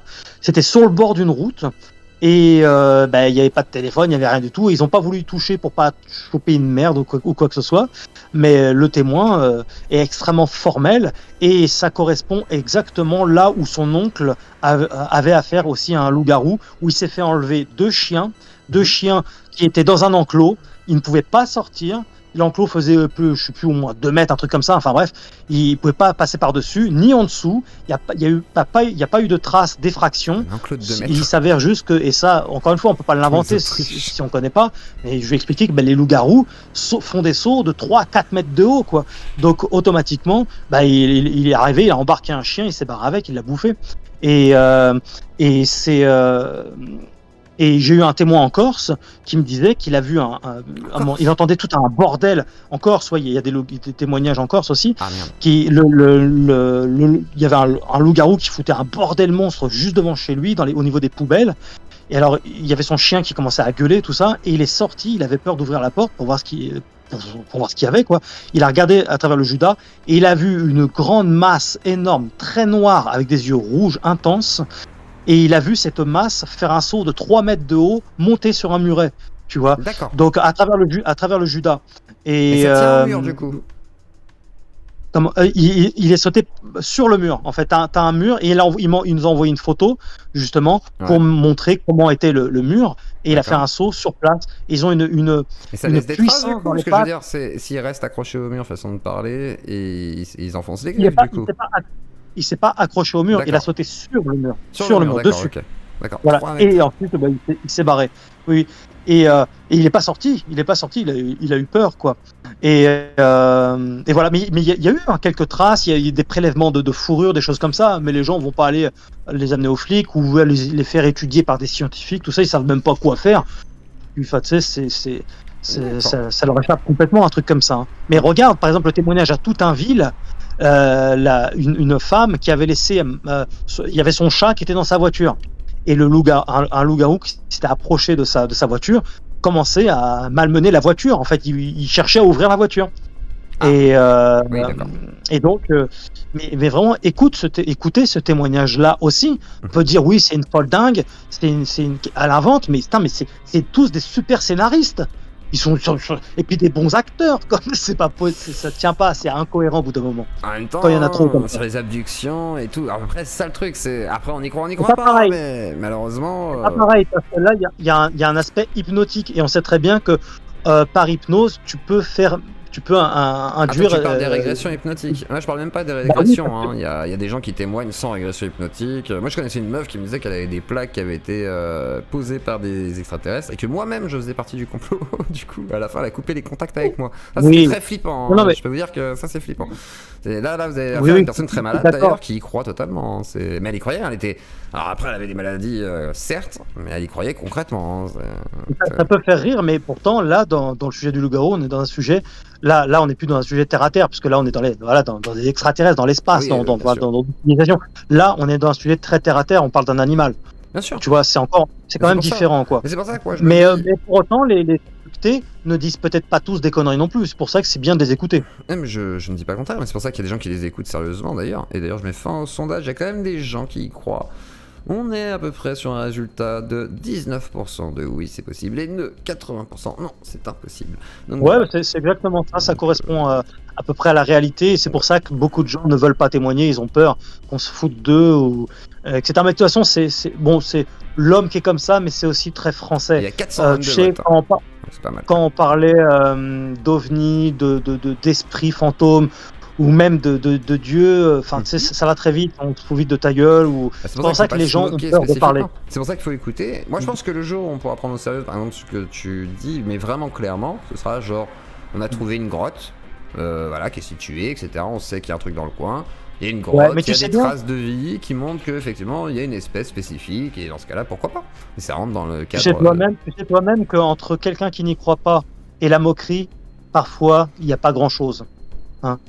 Parfois, ça peut être assez condescendant, c'est une des façons de définir la personne d'une façon un peu méprisante. Oh, l'autre avec ses loups-garous, machin comme ça, tu sais. Donc, non, mais j'y crois pas, mais chacun fait ce qu'il veut. Mais bon, moi, les loups-garous, tu sais, moi, je suis terre à terre, hein, moi, tu sais. Pas Enfin, tu sais, c'est forcément toujours des d'accord. façons de parler. Je pense qu'il y a des gens qui vont prendre au concret, quelqu'un qui va y croire, ça dépend. Moi, pas personnellement, hein, et c'est pour ça que moi je t'ai accueilli, c'est que je me dis quelqu'un qui est convaincu, il y croit vraiment. Donc, les gens peuvent Par essayer de définition. convaincre comme tu veux, que c'est rationnel, machin et tout, tu peux faire ce que tu veux, la personne y croit. Donc, va falloir faire avec. Et au-delà de ça, la personne a les traumas qui vont avec, les vécus qui vont avec ça. Et moi, j'ai connu des gens qui avaient vécu des phénomènes d'abduction, donc d'autres trucs, on a fait des séances de spiritisme et tout, moi, on m'a attribué des pouvoirs dans ce genre de conneries. Donc, mais par contre, les gens y croient tellement que dans tous les cas, comment dire, le trauma est réel. Si jamais ils ont cru croiser un loup-garou, bah ils auront le trauma d'avoir cru croiser un loup-garou, etc. Donc ce sera inscrit quand même. Donc il va falloir prendre en compte ça. Tout à Et l'heure, ensuite, tout à l'heure, voilà, tu vois ce que tu fais avec ce type de témoignage, parce que bah il faut pouvoir réobjectiver. Et malheureusement, plus la personne se sent isolée et qu'on se fout de sa gueule, plus bah, elle va s'isoler et elle va peut-être péter un plomb et croire à des trucs encore plus dingues ou je ne sais quoi, par exemple. Donc voilà, ne pas Tout à l'heure, prendre on que comme parlait une croyance, mais comme un vécu, quoi. Vas-y, pardon. Oui, tout à fait. Mais tout à l'heure, on parlait de dépression. Mais tu sais, beaucoup de gens qui qui sont en dépression, leur entourage les comprend pas forcément.